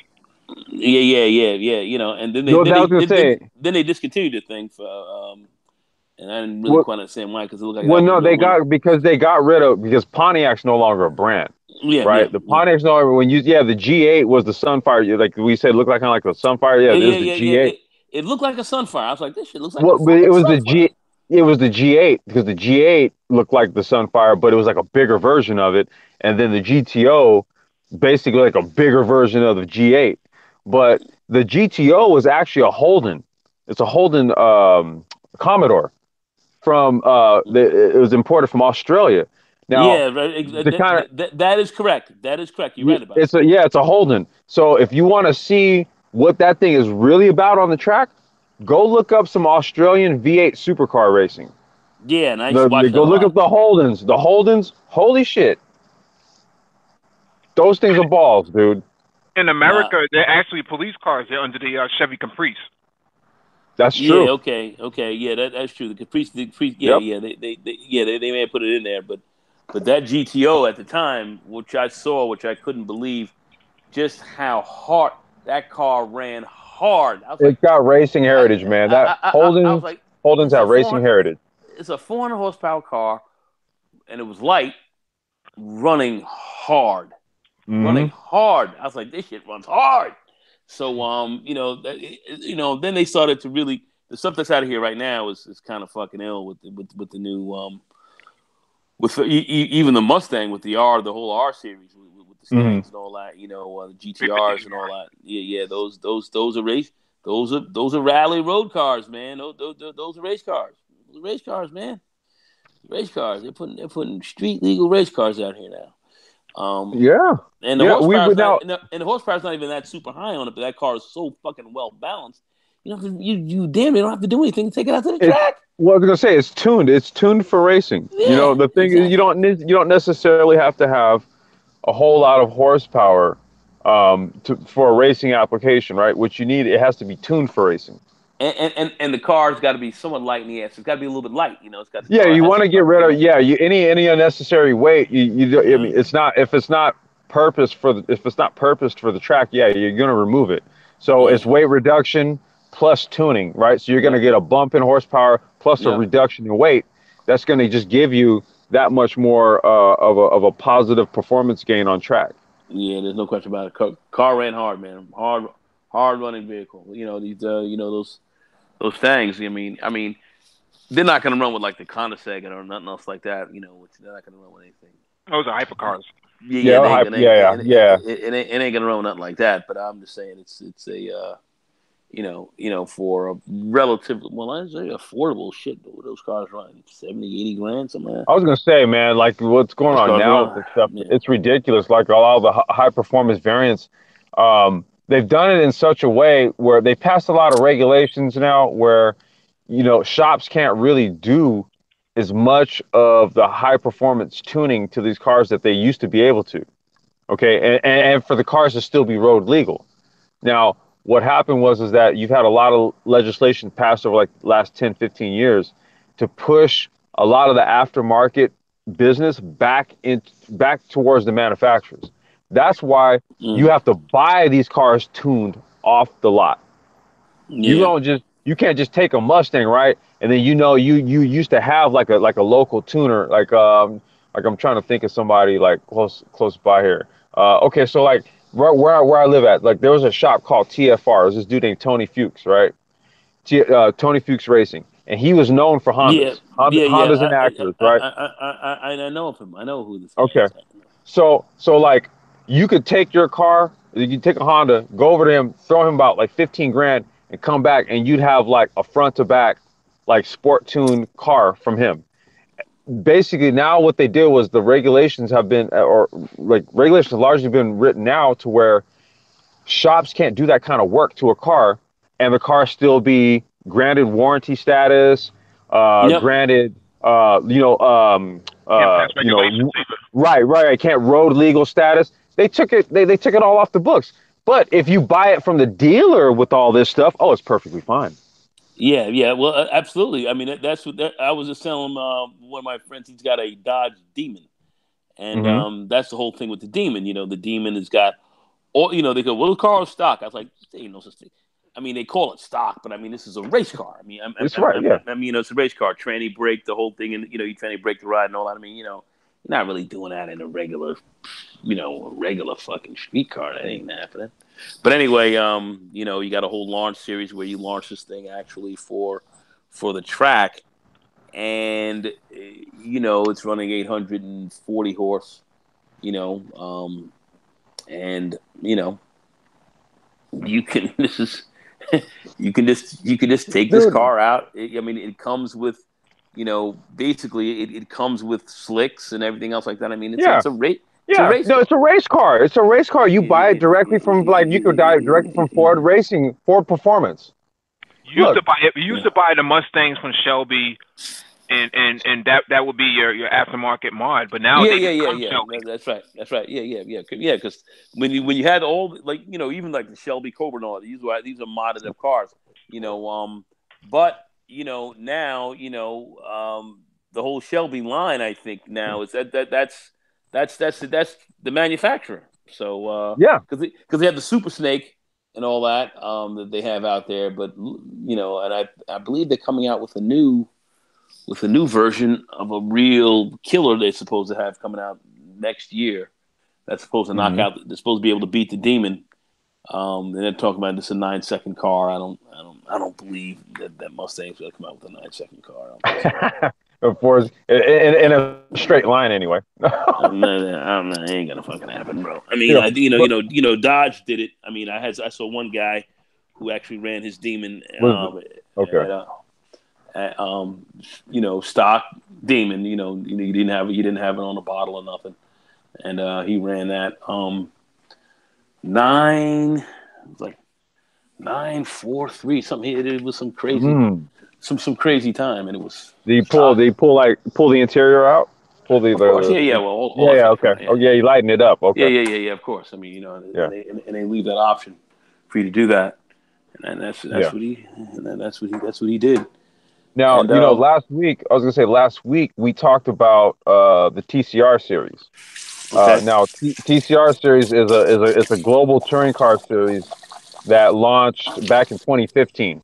Right now, this came after uh, what they call the TC1 regulations. So when I was okay, talking about the S2000 touring car regulations, so there were two variants. They had normally aspirated, so these were 4-cylinder, 2-liter, normally aspirated engines. Okay, and they ran that up until 2011, and then in 2011 they ran 1.6-liter turbocharged engines, and then they ran pocket that for three. Yeah, and then they pocket ran that for rockets, pocket rockets pocket exactly. rockets. And then what they did was they took those engines out and they said, okay, you can bump those up another 30 horsepower, and we're going to stick them in what we're calling a TC1 chassis. Now, what they did was they took a touring car and they kind of took the touring car and turned it into a very light GT car. It was really kind of like on the edge of touring car and more into GT. And quite frankly, Citroen wrote the rule books, built a car. The FIA said, okay, yeah, we'll accept the regulations. And Citroen basically dominated touring cars for like 4 years, from 2012 to 2015. And then TCR came on, and TCR went back to the old formula, which Hmm. is a production car right off of the production facility. So much so to the point that you can go and walk into your dealer now and buy a TCR car.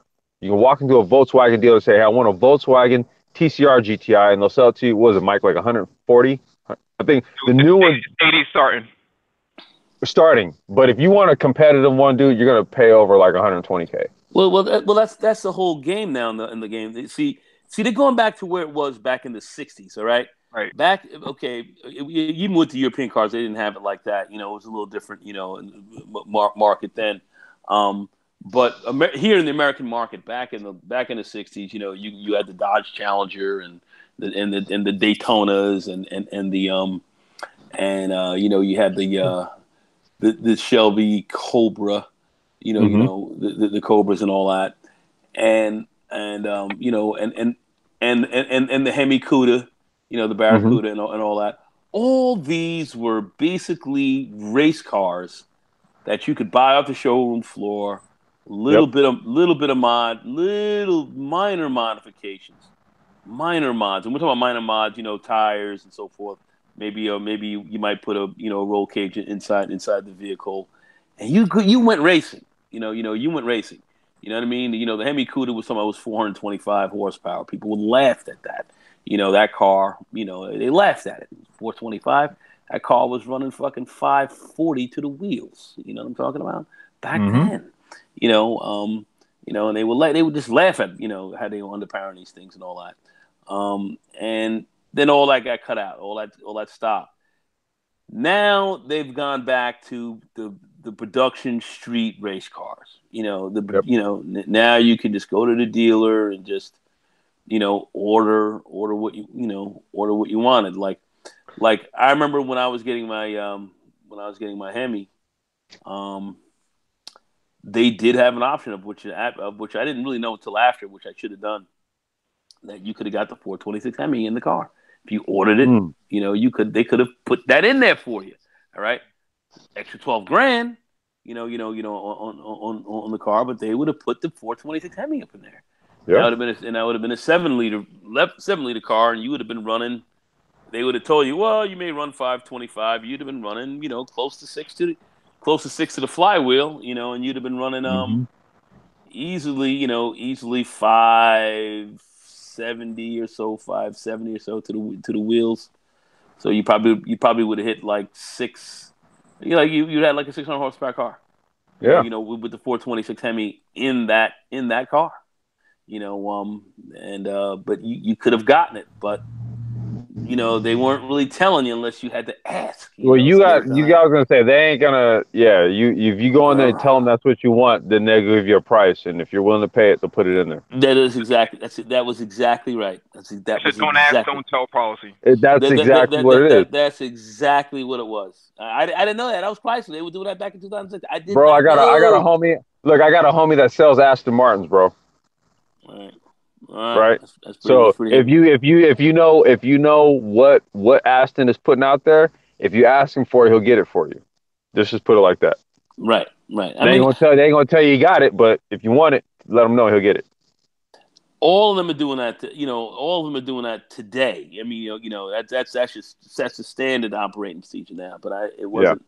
Kind of wasn't like that. But like I said, even back in 2006 when I first got to go, 2006, 2007. I didn't know that because they had all the crate engines, which you could, they had all the crate, they had the crate engines and stuff. Mm-hmm. So you could have bought the engine. So if that's an aftermarket engine, and you could buy you can buy a crate engine, that means they can install that fucking like 40. Look, as long as their service facility is installing the engine, it's under warranty. They'll do it. They'll do it. And they told me, they said, yeah, well, if you wanted it, we could have done it. I was like, what? So it was extra 12 G's, which is still right in the car, but I should have done that, and I should have kept that fucking car. I still have that motherfucker right now. 426 Hemi in there, that old Hemi that they had up in that bitch back in the day, because that's what they were running, the Cudas and all them, and the Daytonas and all that. That's exactly what they were running. Mm-hmm. Fully aspirated. That car was a beast. You didn't need a blower on it or nothing. Yeah, as we say out here, Cali, all motor. We say all motor. Yeah, it's all motor, man. All motor, no power, no knobs, no turbo, no supercharger, all motor. And that car sounded all motor, crazy, like. It's like, oh my god. You had straight pipes on yours though, Nagon, right? Yeah. But my boy Paul Gentilozzi and them, they were out there putting long head, they were putting those tubes, man. They were putting them headers on that bad boy, long tube heads. That was giving you another maybe 40, 50 HP or so, depending on how your engine was set up. Oh yeah. No, you're. I mean, all of your baffling on those motors, man. They really didn't. They didn't really run a muffler on it, right? They didn't run a muffler on it. What they did was they ran a baffle. They just ran a baffle on it, but it's a straight pipe. Yeah, all the way out the side. I think on his cars, because Gentilozzi ran the Camaro, right? He ran the Z28. He ran the Camaros, and he also ran the Vets. Oh yeah, so he ran Vets too. Yeah. So you know Gentilozzi, don't you? Man, I know my shit, bro. This is my fucking boy. Fuck. Oh, I can't believe this is my fucking boy right here. God fucking damn, hell yeah, dog. Trust me, man. Yep. He was tightening everybody up, man. Yep. Paul Janelo, you know, he raced, but his shop was heavy. His shop always had cars in it. He was just doing No, wait. He everybody. was in. Was it what? Now, Gentilozzi was. I'm trying to remember. Was he in upstate New York? He's in Pennsylvania. Pennsylvania. Okay, that's where it is. Yeah. All right. All right. Yeah. Because like all of those guys were largely all based on like the East Coast. Yeah. All those guys were, man. Like all those guys who Every were running IMSA back then, East Coast, like, and then in Canada too. yeah. What's his name was up there? God, I can't remember his name. I think he ran was he on a Mustang? What's his name? I'll think about it. But all the old school IMSA guys, man. Yeah, they were all like beasts of the East back then, man. They were running fucking. Yep. They were running beasts, savages. Yep. Those guys are running savages. All those dudes, man, big time, big motors. Big motors. They knew how to tune them properly, and you know they weren't throwing a lot. They didn't want to throw blowers and all this shit. You know, I mean, they weren't doing a lot of stuff. They would do some basic stuff. You know, just throw a camshaft in there, throw long tube headers up in that piece. Dude, these guys were running. Dude, they were running. Okay, let's look. What tracks were they running back then? They were running. Let's see. They were running Lime Rock. Lime Rock was the big one. They were running Watkins Glen. Yeah. They were running. Let's Pocono. see. They were running everyone. Pocono. They were running Road America. They were running. They ran, and then they ran in Canada. So they ran. Yeah, they did. Trois Riviere. They ran. Who was the big track up there? Oh shit! I'm trying to remember all the ones they ran up there. But the thing was that they all ran Toronto. It was the street course, the street circuit. Yeah, it was the street circuit. See, so they ran a lot of like road courses, tight, twisty tracks and stuff like that. That's the shit I love. You can't run turbos and superchargers and shit like that. No, when you run those type of, you gotta run naturally aspirated, you gotta run all motor, and you gotta run light tuned chassis. So if you're running V8, it's a very delicate balance between power and weight. That's right. And those cars are agile, you know. Yep. That's what I'm saying. For as big, as wide, and powerful they are, watch those things move on track, dude. Agile, real axles and shit. Them shits really rode. They really rode nice. I mean, that's what I used to love about those guys. Just the amount, just what they could do with a car. They could do anything. They could do fucking anything. Mm-hmm. They grab your fucking Pinto and turn that son of a bitch into a beast without a whole lot of craziness on it. I mean, the Coyote engine. I'm just saying, without a whole Coyote V8. And they were throwing V8s in cars like that just to fuck around, and you see this little Pinto come out, blah blah blah. Like, what the fuck is this? What's this shit? Mm-hmm. Blah blah blah blah. I was like, what the fuck? No, Mike. We've been talking about IMSA touring cars. What other series? Kind of. Gotta love Indy. Indy. Yeah. I always tried to follow North American touring car circuit as well, and never really caught on, man. You know why? You want to know why?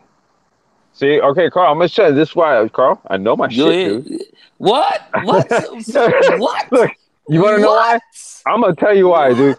Because NASCAR killed it.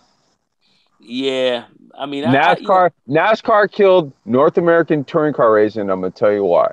Because both were manufactured backed. Yes, both of them were. Okay, yeah. Both of them were manufactured backed.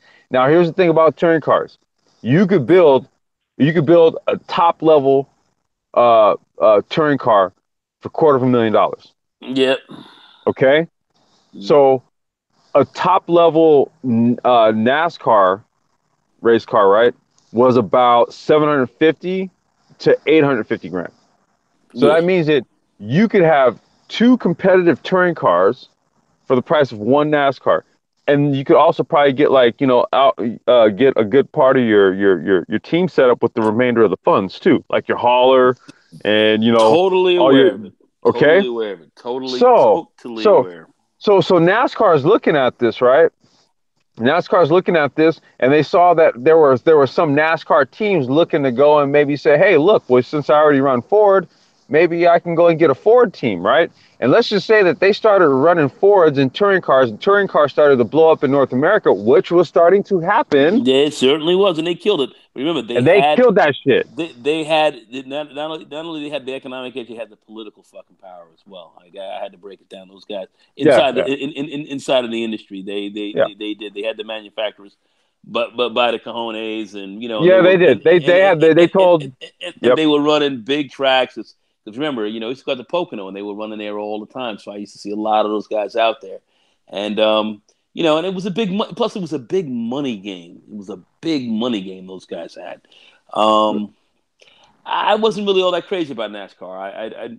I wasn't I wasn't a Mm, big NASCAR buff. I was really the road race sport car series right.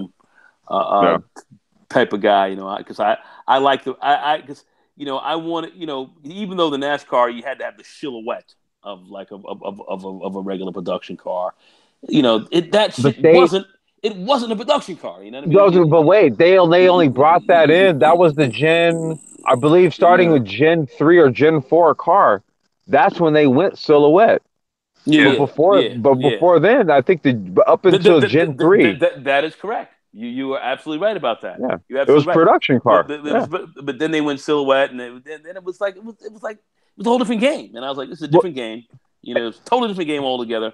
I'm all about that fucking regular. I want to go to to a decent showroom, find a decent car, and that's what I want to fucking race. I want to pull that son of a bitch out and rock with it. And And that's and kind of how I NASCAR. felt about it. and Go I ahead, Mike. I'm understand. sorry.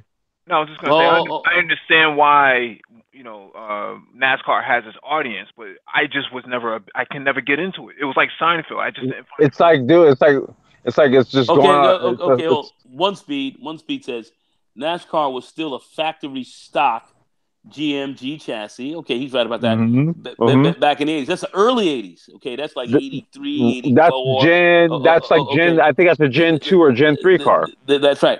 And then when they went back to Aero in the 90s, it was a game changer. Yeah, that's exactly it. And that's when I started seeing, because that's when I was kind of getting into, really getting into racing, and I saw just what happened with the whole NASCAR game. I didn't like it. I didn't like it. I like damn near a fucking stock car. You could put some shit in there and go racing. That's what Mhm. I always thought about racing. Unless you were going to get into some of the unless you were racing Indy IRL, or you were going to fuck with that other shit. You're going to play with Well, those yeah. cars. You were going to get in that level of racing, which was a whole different level. Well, I was gonna say that's a whole different. When you start talking, yeah, I was gonna say you Yeah, start talking single seater. When you start talking single yeah. seater open wheel, okay, well, Open wheel that's racers. a whole different discussion, That's what I'm right? saying. Like So like like to me, you and have to that's separate like open wheel, single seater, yeah, and prototype, right? So exactly. so all of your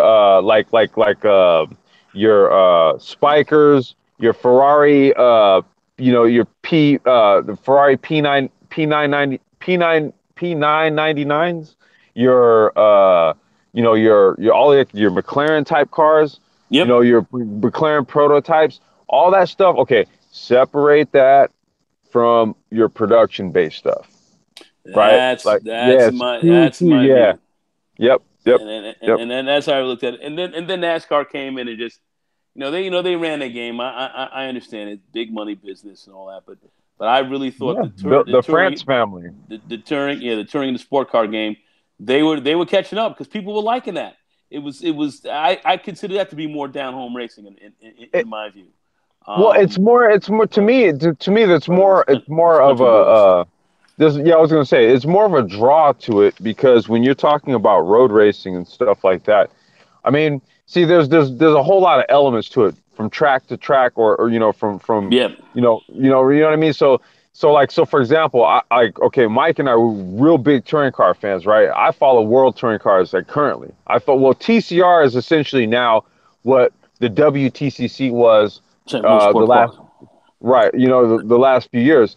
So now with TCR, you've got everything from very long tracks that you would find like saying like in Eastern Europe. So like tracks like Brno, Right. like Brno, Hungaro Ring, okay, um, I'm trying to think, Salzburgring in Austria. Okay, and then you go to tight, twisty street course circuits like in like see Southern European places. So it's like you're talking like Monaco, for example.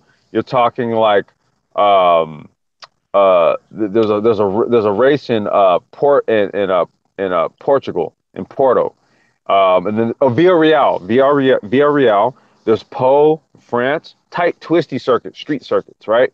Then you go to your classic European circuits, right? So your Monzas, for Yep. example.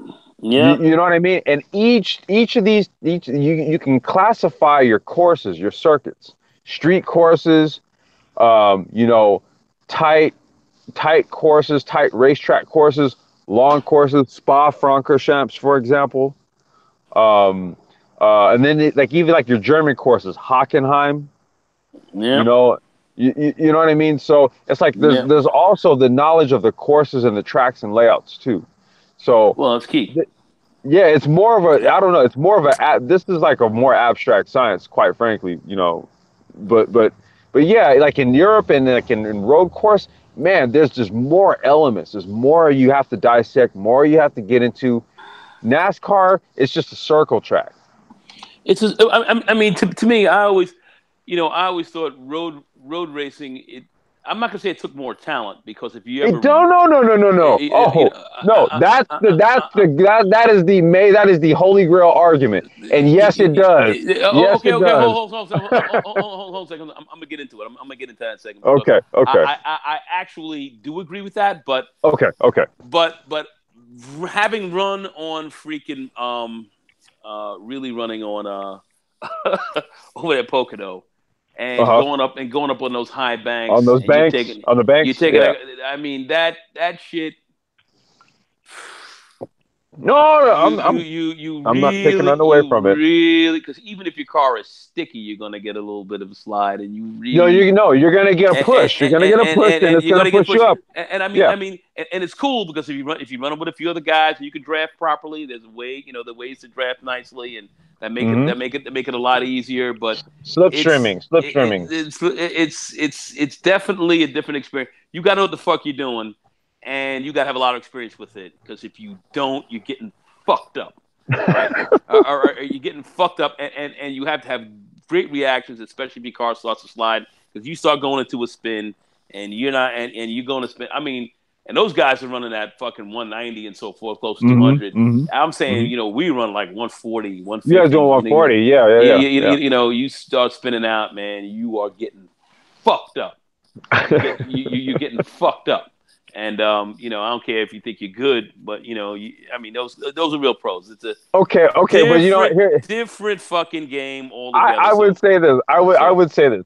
I'm gonna send you a video of somebody do. Well, yeah, I mean, you've seen it, but what I want you to do is this: imagine doing 140 on a high bank in Pocono versus doing 140 through Eau Rouge on Spa Francorchamps. You tell me which one is gonna have you shit in your pants quicker: 140 through Eau Rouge or 140 on a high bank in Pocono.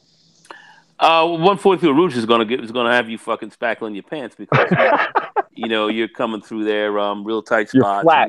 You're literally, but you're flat. You're flat out, you dude. know, You're flat though. it's different game. But I'm telling you, you come off that high bank and you think you're coming right down the straightaway, right No, underneath. it's pushing you upwards. It's exactly correct, and it's fucking threading a needle, and if you don't come off that bank right, you're going into the fucking wall. It's not a Whoa. game. So I'm just saying, it's like, wow, you don't, the TV just doesn't do it justice, and you're hitting that shit fast. It's not a game, bro. You gotta know what the fuck you're doing, and you gotta have a lot of practice. But that's why these guys, they go on the track real slow for before race day to before they get a real good sense of it to know where your key points are. But Now, yeah, it's there's the only thing I said is there's a lot to it. But I'm with you. But I'm with you to a large extent also. Also, Ulysses, you ain't gonna see me argue with you too much on that either. well, no, the only reason why I say that is because I've seen more drivers come from Formula One and go into like American-based series that run road courses and be successful, right, and win championships. But I've never seen an oval-based driver go to Europe and win anything. Nah, Name one. because Name one. it's a different. No, I saw Michael Andretti try to do it. He couldn't. He couldn't do it. He went to Formula One one season, and everybody showed him, "Say, take your ass back to America and got him. But I did see Nigel Mansell come over here and fucking and win a championship and fucking eat everybody's fucking lunch as a and dinner. fucking rookie, bro." Yeah. But Nigel Mansell was no rookie. He came here to fucking prove a point. But wait a minute. As far as I was concerned, he was no fucking rookie because he was a champion in Europe. But and then when he came over here, he fucking smoked everybody out their fucking pants and left. But you know the story on Nigel Mansell, right? That he was a poor man's racer. See, Nigel Mansell, he wasn't one of those spoon in the mouth. Started karting at the high levels at 8 years old. Move up into the Formula ranks in my teens, right? He didn't do that shit. That dude funded. He built his own cars. He built his own cars and raced his own shit. He had fucking skills. That dude had wrench skills, driving skills, every kind of skill you can think. He was a great mechanic. I mean, not only that, he won in Formula One, he won in touring cars, and he won in Indy. That guy could drive anything. He could drive anything, dude. He could drive a fucking camel and fucking win. That guy was fucking awesome. He could do anything. That guy was great. He was great. I mean, he was a ridiculous talent. Loved him. One of my favorites. Yeah, no, one of my favorites is Nigel Mansell. Yeah, Nigel Mansell, the fucking man. Huh? What's that? No, I was just about to mention Nigel. Yeah. Oh, you getting ready to mention Mansell as well? Yeah, fucking great. Yeah. That guy was fucking great, bro. That guy was fucking great. So yeah. But yeah, it's like I've never seen it where like American drivers like left here and went to Europe, dude. Nah, because it's a different game, and I think those racers they grew up on different tracks. A lot of those guys came up road racers, and then they went to the.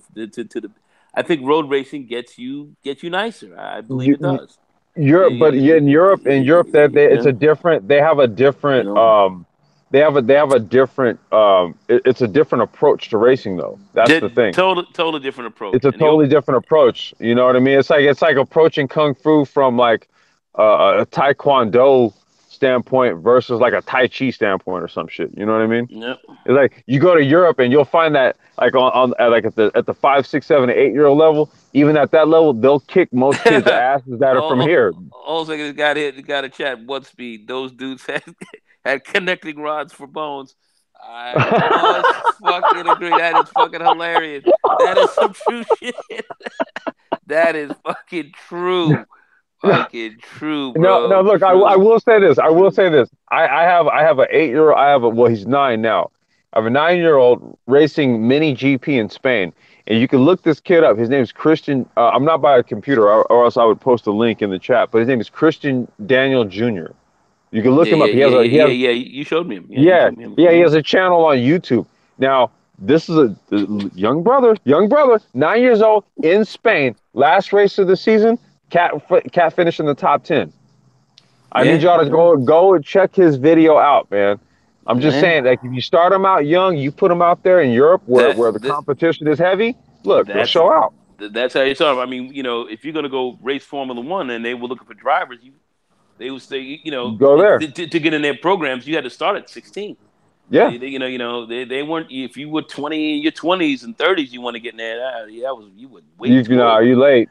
But you get in there like you're 15, 16 years old. So start you as a kid. You do it like that, you end up like Lewis Hamilton, dude. He just became five-time, Mike? Is this 5-time champion? Yeah, I think so. It's 5. But Hamilton, he started out in the programs when he was 15 years old. He was 15, 16 years old. That's what he was. He was a kid, just the same. And then they recognized him and said, "Okay, this kid, he rolls up to the ranks." I think his father's Nigerian, his mother's an Englishwoman. No, British. Yeah, she's like Brit, white lady. Yeah, father's a Nigerian dude. Mm-hmm. and that's he's You know what I'm stepped in saying? there and he's been lighting their asses up ever When it's since. all said and Love them. done, when it's all said and done, he'll be greater than he'll be the greatest driver in Formula One. He'll eclipse Michael Schumacher. Schumacher, Schumacher ended up getting fucked up. That was terrible how he got fucked Yeah. up. Yeah, But man. Yeah, Schumacher, man, when he was at the top of his game, that guy was a fucking dude, literally a he's German a damn a German beast. I mean, that a guy damn was robot, a damn uh, robot. you couldn't fucking shake this dude. I No, you don't give a couldn't. fuck. It You was like couldn't. if there was You 1 minute couldn't. left in the qualifying session, You he was couldn't gonna shake clip him. your ass and he was gonna get pole, dude. He was gonna do it. He was putting in order for you to get here, you got to put the car on the pole. I'm on the pole. You already know He's that, yeah, guys, right? Guys, yeah. you already know I'm getting on the pole, right? I mean that's just kind of how it was, and people just were like, after a while, I think people were like, all right, okay, fucking Mike's getting on the pole. Fucking, I mean, I think that's it came down to that. That's how fucking savage this dude was. Schumacher was crazy driver, man, awesome. And if he was behind you driving your ass, he was going to drive you to make a fucking mistake, and he's going to come right by you. That was the Mm-hmm. problem. In fact, you'd rather him out front. You try to drive him than him drive your ass. Because boy, when he was behind you had a problem. And He was a real problem. You yeah, know, no, they were supposed to shut down the streets in Boston for Indy a couple years ago, and really. the people vetoed against it because they didn't want the noise pollution in their backyard. Bunch of Quote unquote. faggots. And they don't even Maybe live there. Yeah. not in my backyard. I They wish were it gonna did. run a street course in Boston. Yeah, right in downtown. They already had it mapped out and everything. All Why through don't the would they let would they let Formula E run it? You think? they won't let anybody run it. Basically, the residents, Oh, dude. the upper class residents don't like the idea of the noise pollution in their ears. So what they were going to do is shut it down for 3 days, Friday, Saturday, and Sunday, and let the racing go all weekend. Mm. Wow. They vetoed against Huh. it, so, and then they I think they took it to New York. So those people who had already booked their tickets and whatnot to come down actually got rerouted to New York. So And this is for the Indy race. yeah. Hmm. They're not racing IndyCar in Manhattan. No, not in Manhattan. I guess there's another track up there that they can go to. But I'm not sure whatever happened to it. I never really followed it after that. Oh, it's, Now, because Formula E ran in New York. They ran this past season. They ran a street race in New York, like where? back in August, I think. I'll have to look it up.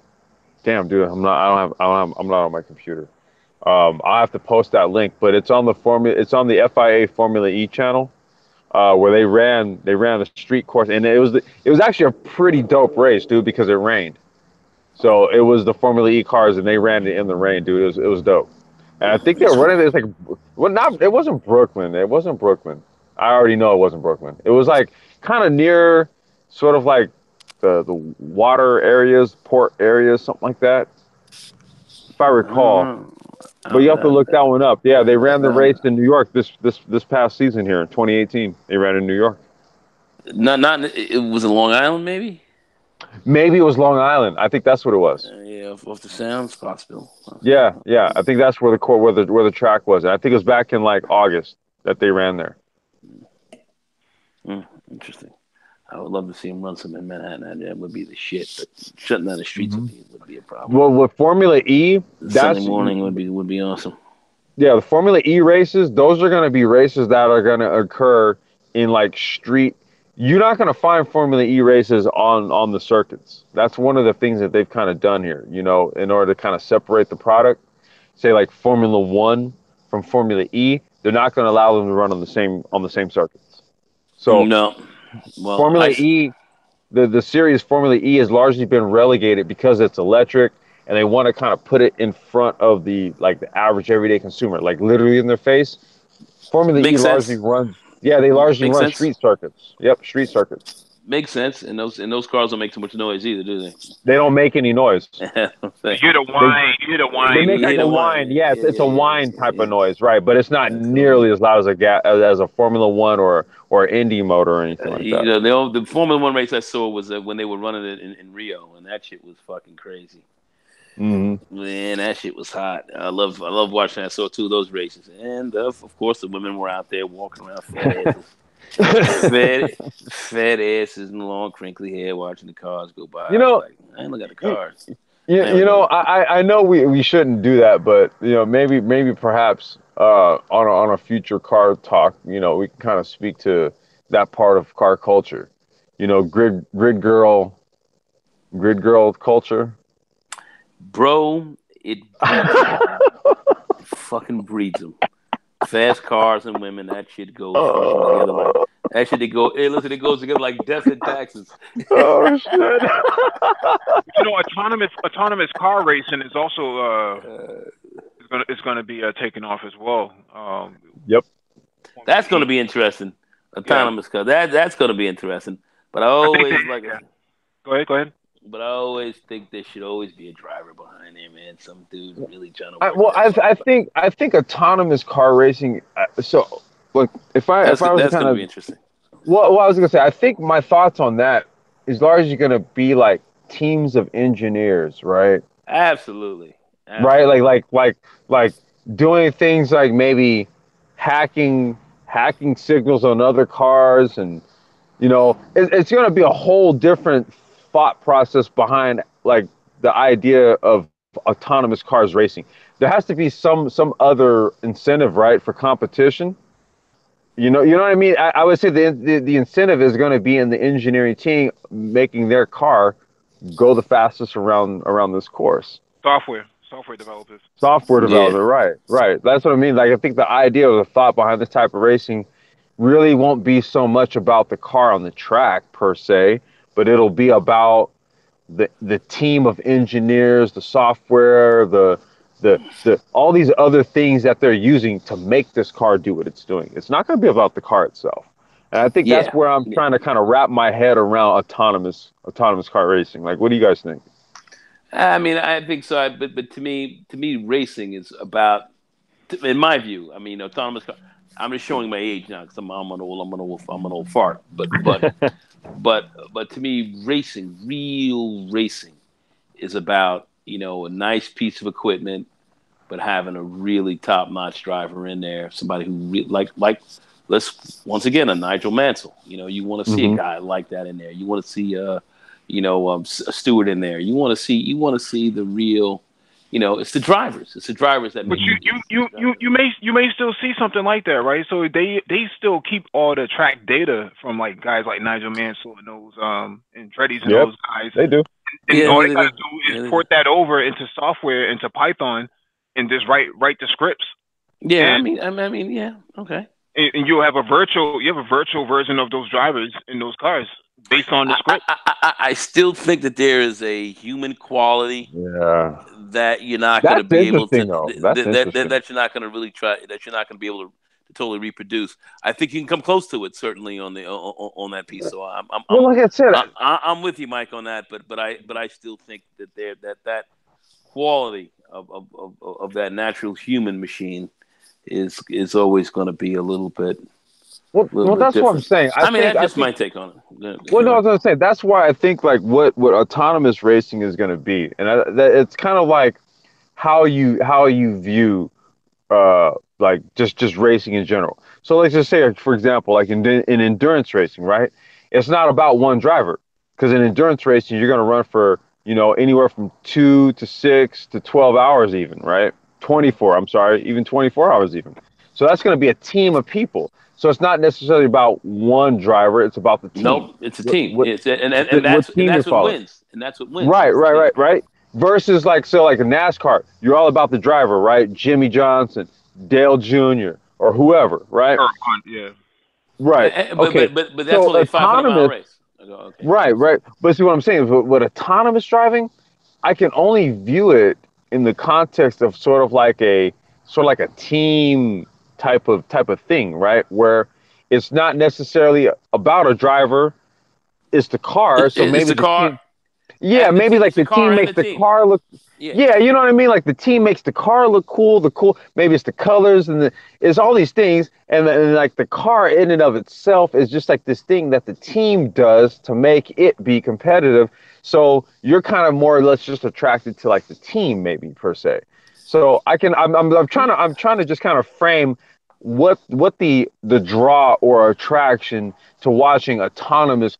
Dude, I'm a I, racing junkie, right? So I'm trying to make sense of why I would watch it. I guess that's what I'm trying to do. me, I would watch it just out of just pure curiosity, but the excitement Hmm is the human element.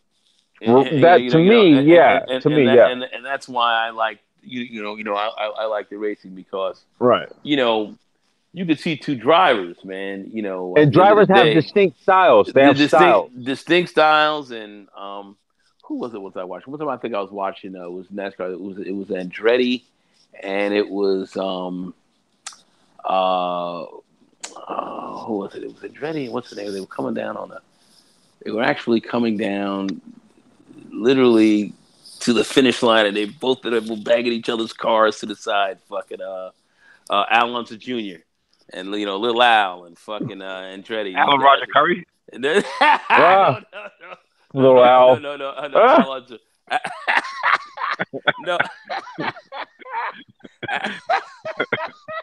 Oh my God, dude. Al, no, man. Oh my God, fucking Mike, this motherfucker. But anyway, no, Mode it one. Mode one. nah, man, Moon won. No, it definitely wasn't that. It was Al Unser Jr.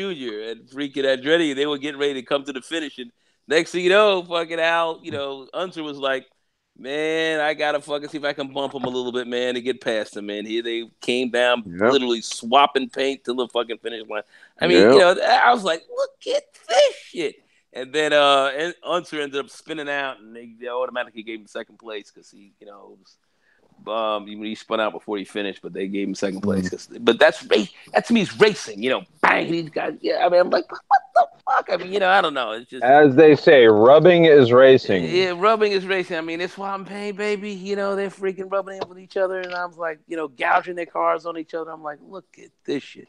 That's racing, and these guys are at high speeds and very aggressive stuff. And it was the personalities of the drivers. I mean, Yep. I guess maybe you could do that with the autonomous cars too at a certain level, but You have a lot of to me, lidar. Yeah, you have a lot of lidar sensors and cameras and stuff like that built onto it to avoid those type of collisions. But once you start to tone it down and you start to get more aggressive with your software and your algorithms, yeah, you're gonna start to see a lot of the touching and things like that. I mean, you might see some touching, or you might see like that's what I'm saying. I try to use my imagination with a lot of this stuff. You know what I mean? Because like I imagine like things that I would do on track, right?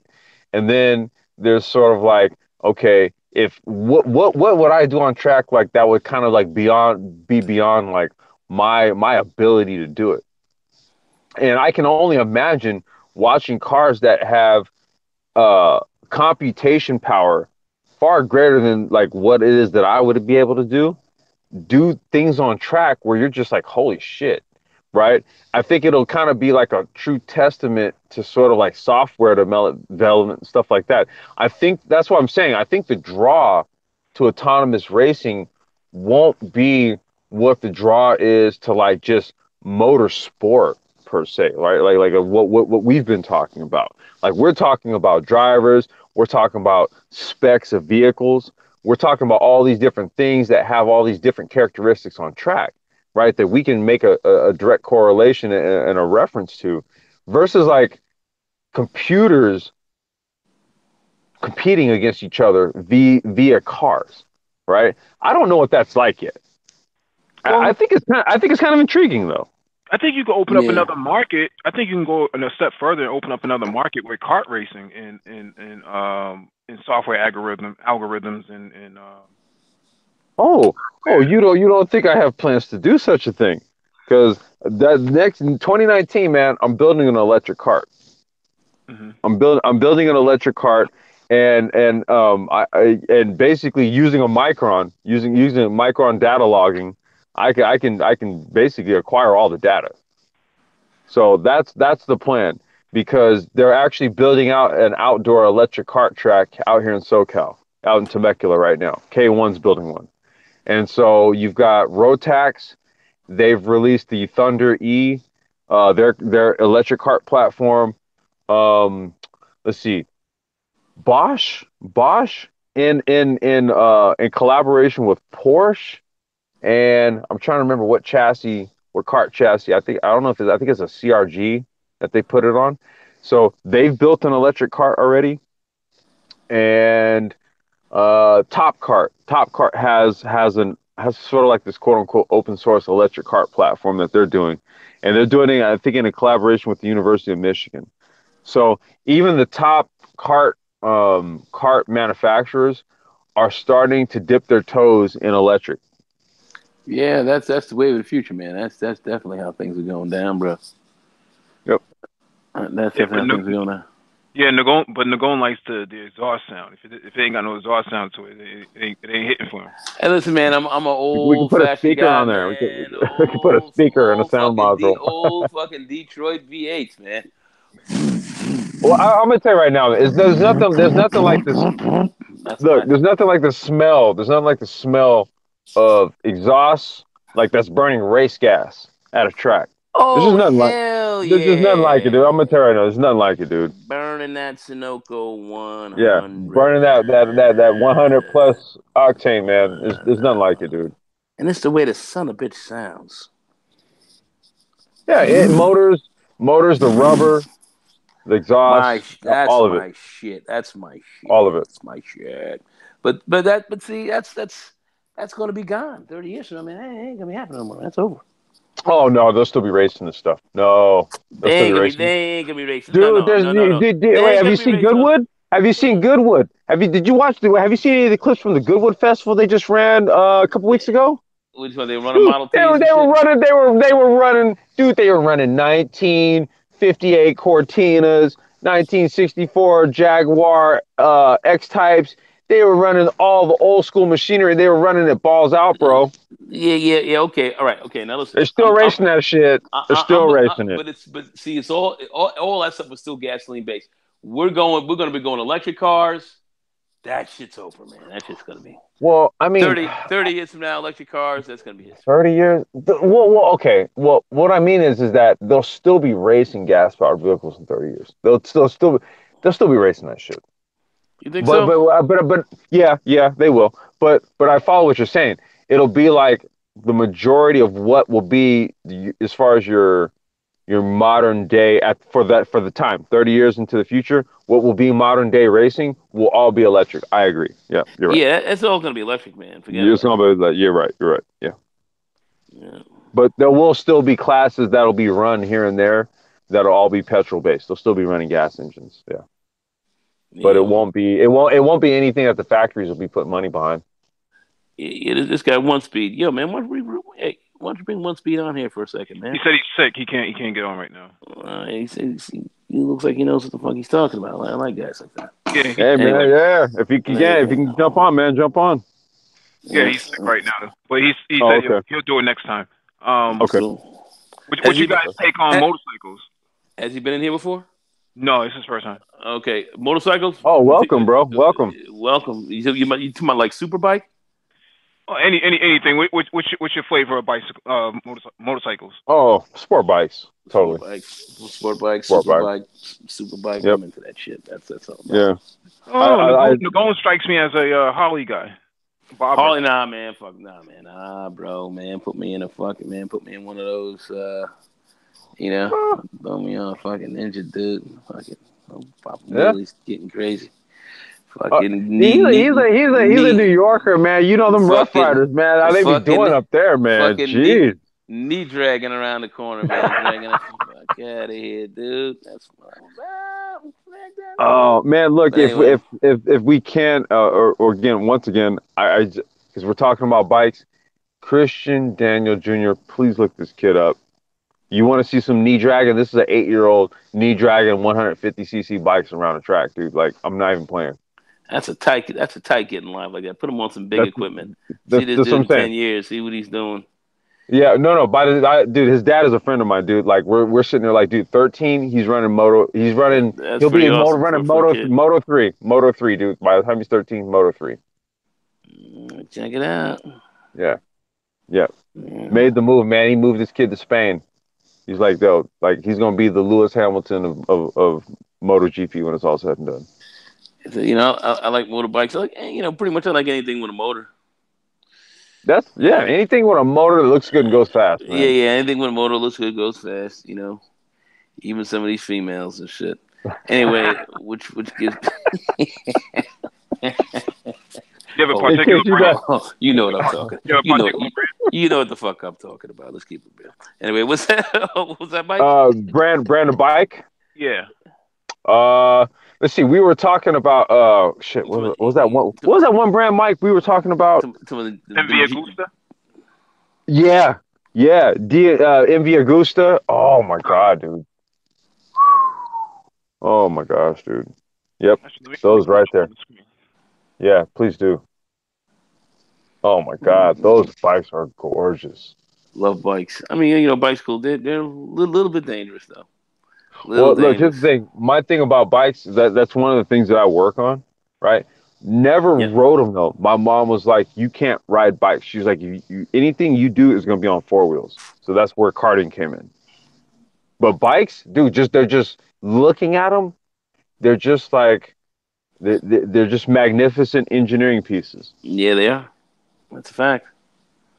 From the That's a fact. motor to just all the balance of it, right? Because you gotta make sure the motor is sitting at the fulcrum point of center of gravity, right? So that the bike gets the best balance.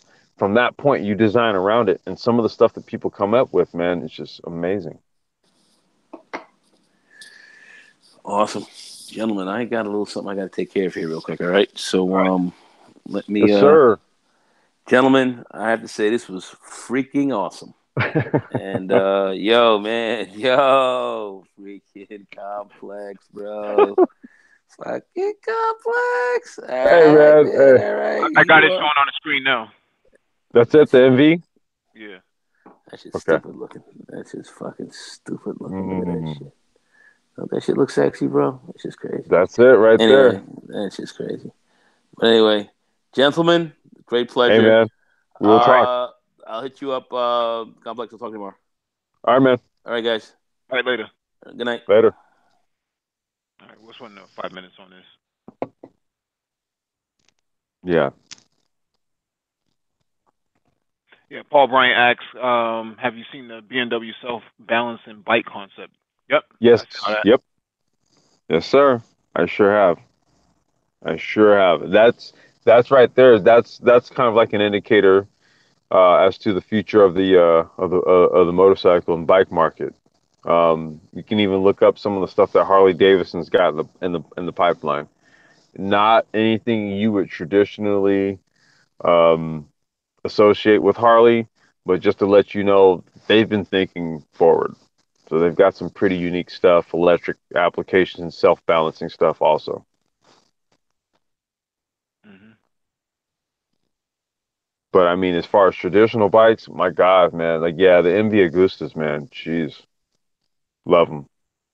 The one model I've been trying to get my hands on, man, because I got my license out here too. Hmm. Is this RVS?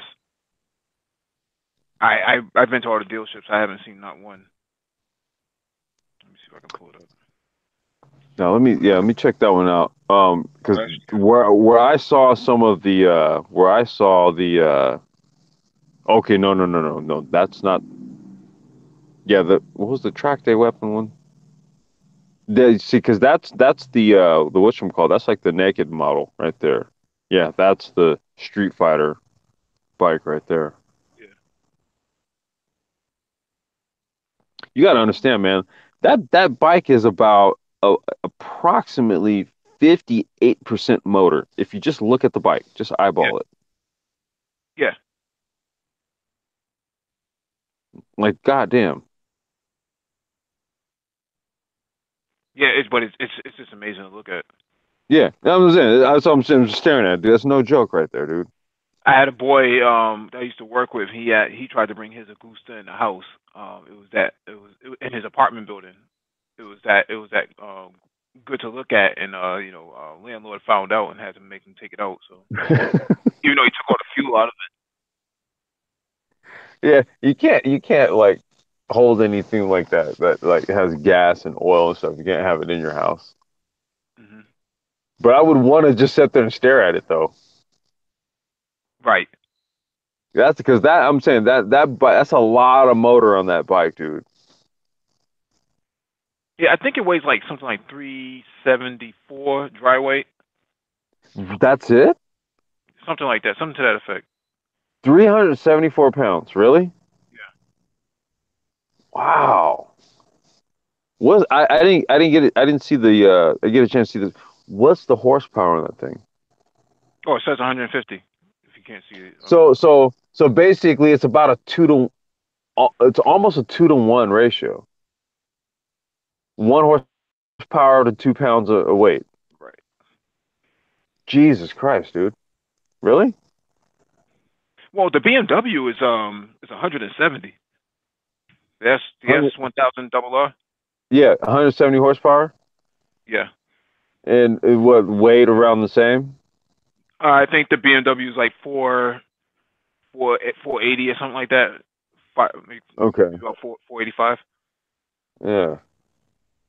I mean, still though. I mean, because that's on what? Okay, that's what, like 2.5 pounds to 1 horsepower. Right. I mean, so one horsepower moving around something that's 2.5 pounds, dude. Are you serious?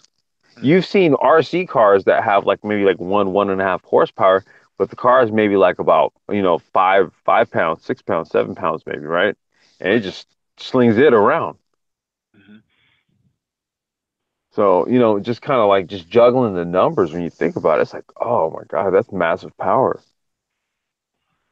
Yeah, and you remember they got new technology coming out with airbag sensors for your jacket, and Volvo had a patent has a patent in for helmets, for Hmm. crash safety. Yeah, and I'm seeing also these new helmets now that have they have like so rear facing cameras that project on the front visor. Full it's all full integrated visors. They got these new trick helmets that are coming out now. They're basically smart helmets. So they kind of give you like a full view with inside the visor, and so like the helmet themselves has like these integrated like cameras. So there's been some stuff that I've been checking out also. As far as like helmet technology and stuff, where then basically you're going to start having integrated VR as well. There's actually some YouTube videos of some guys experimenting with a lot of this type of stuff. Hmm. So it'll be just kind of be interesting to see where this goes on the motorcycle game. Like I said, I work on these things, but I won't ride them. I, I can't ride them, dude, because I'm at this age, dude. I'm not gonna jump on an MV. I'm not. I'm just gonna stare at it and I'll work on it, but So I won't jump. yeah, the one I test rolled was really hard on your back, man, on your backside, man, on your butt. So I don't. I guess I heard there's aftermarket The, seat options and yeah, I stuff was like gonna that, say the but. seat. The seat. It's not much of a seat. Dude, the one I saw, the one, okay, because remember we talked this like a couple months back when I mentioned this bike. We first started talking about it, and I was Mhm. telling you that I had actually I had to go to a dealership to go pick up some parts. This is back so long ago. This is back when I had my shop, and so when I went in there, this thing is a legit race bike. Yeah. That's why I was like, ain't much of a seat on it. It's a legit racing bike. Just put some slicks on this thing. Hmm. Right? So I can imagine why like there's very little comfort. Dude, that thing's designed for racing. Yeah. Yeah. I kind of passed up on it, man, at the time. So Yeah. Yeah, that's or at the very least, that's a track bike, dude. At the least, I can't see that as a daily. I thought I could daily it, but No, I don't. Really? yeah, I thought I could, man. Yeah, that thing looks like a track bike to me, man. At the minimum track, it's a track bike. Yeah, so I set my hours on the Monster 1200R. Hmm. This Yeah, this one's 152, 152. So the horsepower yeah, and the weight. yeah. The weight is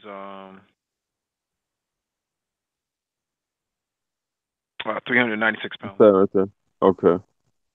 Ooh, that's that's a let's see, 396. Okay, so that's like two. All right, so they're all. It's basically all from about like maybe 2.2 and a half to 3 to 1 as far as the weight to horse pound to a horsepower weight ratio. Still, that's insane. Hmm. I mean, but then again, I race karts, and it's the same thing as far as the weight to horsepower to weight ratio. That's why I know it's insane. But on a bike like that, you're talking about more horsepower than that's on a cart. Right. Way more horsepower. But there's a lot of electric nannies on there, so your traction control and ABS and things like that prevents you from popping wheelies and falling off and stuff like that. God, still though, man, it's a bike, dude. It's fast as hell. Hmm. I respect it. Like you ever check out any of those Isle of Man TT Yeah. races where those dudes are like basically they're just going flat out across the Isle of Man. Yeah. They're like they're basically doing like 200 miles an hour the whole way through. Hmm. And then there's like a couple times where they dip to about 130 or 140. you know, but I mean, dude, I've never seen a race done like that on anything other than a bike. And that race is notorious for killing people. Interesting fact is that that's where Audi got their little coupe from. The The Audi TT. TT. Yeah, Yep. it came from the Isle of Man. The Isles of Man. Yeah. Yeah. So it's like I've seen like what bikes I've seen like the extreme side of what bikes can do, man. It's amazing. And the Isle of TT, if anybody is not really hip to like what we're talking about, it's ISLE, Isle of Man TT, and it's just two T's. And just look that up and check it out. It's a bike race where these dudes just basically it's a Isle of Man is like a small island. Uh, it's off of Ireland, I think it is. And they do this whole thing where basically you race from one side of the island to the other, and the whole point is just to go flat out. And it's done on bike. I've seen it. Actually, Subaru ran a WRX.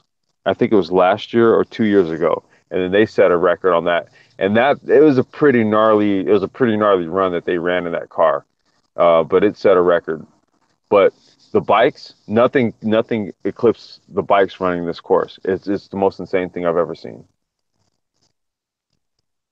Macau is, I thought Macau was crazy. No, Isle of Man is crazy. Hmm. Isle of Man is literally the craziest race I've ever seen. Yeah. I mean, just kind of tying it back into the struggle the black people. I still think Africa has a whole lot of room to play with in terms of growth and development of just developing an African track network. Just You know what? I gotta send this to you. There's actually a series that I follow in Africa. It's called GTC, yeah, Global Touring Car, right? yeah. So I see it. I see something going on, right? but there is a lot of places, a lot of spaces. There's just so much room for development. I agree 100%. But GTC, that's like the first series that I think I've seen outside of like say like South African F3, Formula 3. Hmm. There's been a few drivers. Oh gosh, I have to really start to think. But there's been a few drivers to come out of that into some of the higher ranks of sports car racing out of like South African Formula 3. But as far as like legit African based series, GTC is the only one that comes to mind. But I've been watching it a lot lately. It's got some good racing, man. Some good stuff. I think what they should do is they should pivot over to TCR specs and regulations, Hmm. right? So you can start to get more traction. Now, I think TCR does. I think they still run in Morocco. I think the FIA still does run a street course in Morocco, and that's up to the north. You know, the north tip of Africa and Morocco. But down in South Africa, that's where GTC. That's where that's running. So it is its own bespoke series, and it's got some good racing.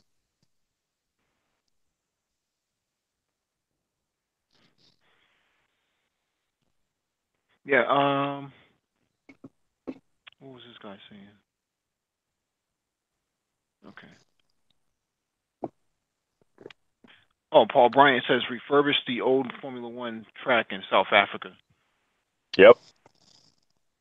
I mean, I'm curious. Is it still there? It must be. I think it's. I think it just isn't being utilized. I think it's just abandoned, from my understanding. Oh, okay. Because I, I what they wonder. ran it? I Did wonder they if this. run it relatively recently? I don't. I don't recall. But Okay. he's saying refurbish the old Formula One track. So that means if it's old then it hasn't been utilized, and that makes a lot of sense because I've been following a thread on another forum about abandoned tracks around the world, tracks that just been Yeah. completely abandoned, and Yeah. I'm pretty sure you can buy that stuff for pennies on the dollar. Well, now I'm wondering, some tracks now just, they may not have, they may not be running there, but the tracks still exist, Hmm. you know. So I know the GTC, they do run, there's a few tracks that they run at, and some of these are like large, they look like Formula One scale tracks that they run at. Long road courses where, the layout is maybe like about, 3 to 4 miles long. So I'm thinking that those tracks still stick around. The FIA just basically isn't they ain't scheduling races over there.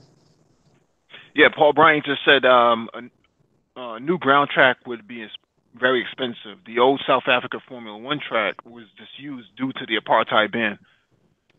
Right, right. That's yeah, that totally makes sense. It's kind of like there's a lot of political issues with regards to how the FIA schedules their races. You know, there's a lot of tracks that you would think that they would run at, but some years they run, and then some years that they don't run there. And then next thing you know, you'll find that they're running 2 races, 3 races in China. Hmm. You know, TCR is running like 2 or 3 races in in the Asian countries this year. Whereas if you were to go back a few years, they didn't run any races in China. Hmm. Hell, back in 2011, they ran a race here in California. They ran at Sonoma for 2 years. So there's a lot of a lot of reasons why they may choose to run in certain places and why they may not. Um, but yeah, I think there's a very rich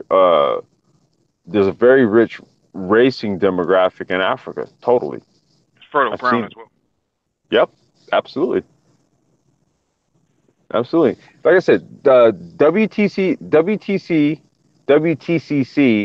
and I think TCR. They've all run in Morocco. They've been racing in Morocco since 2011, 2011 to 2012. Morocco has been on the schedule since then. So they've been racing in Africa for about the last 6, 7 years. Hmm.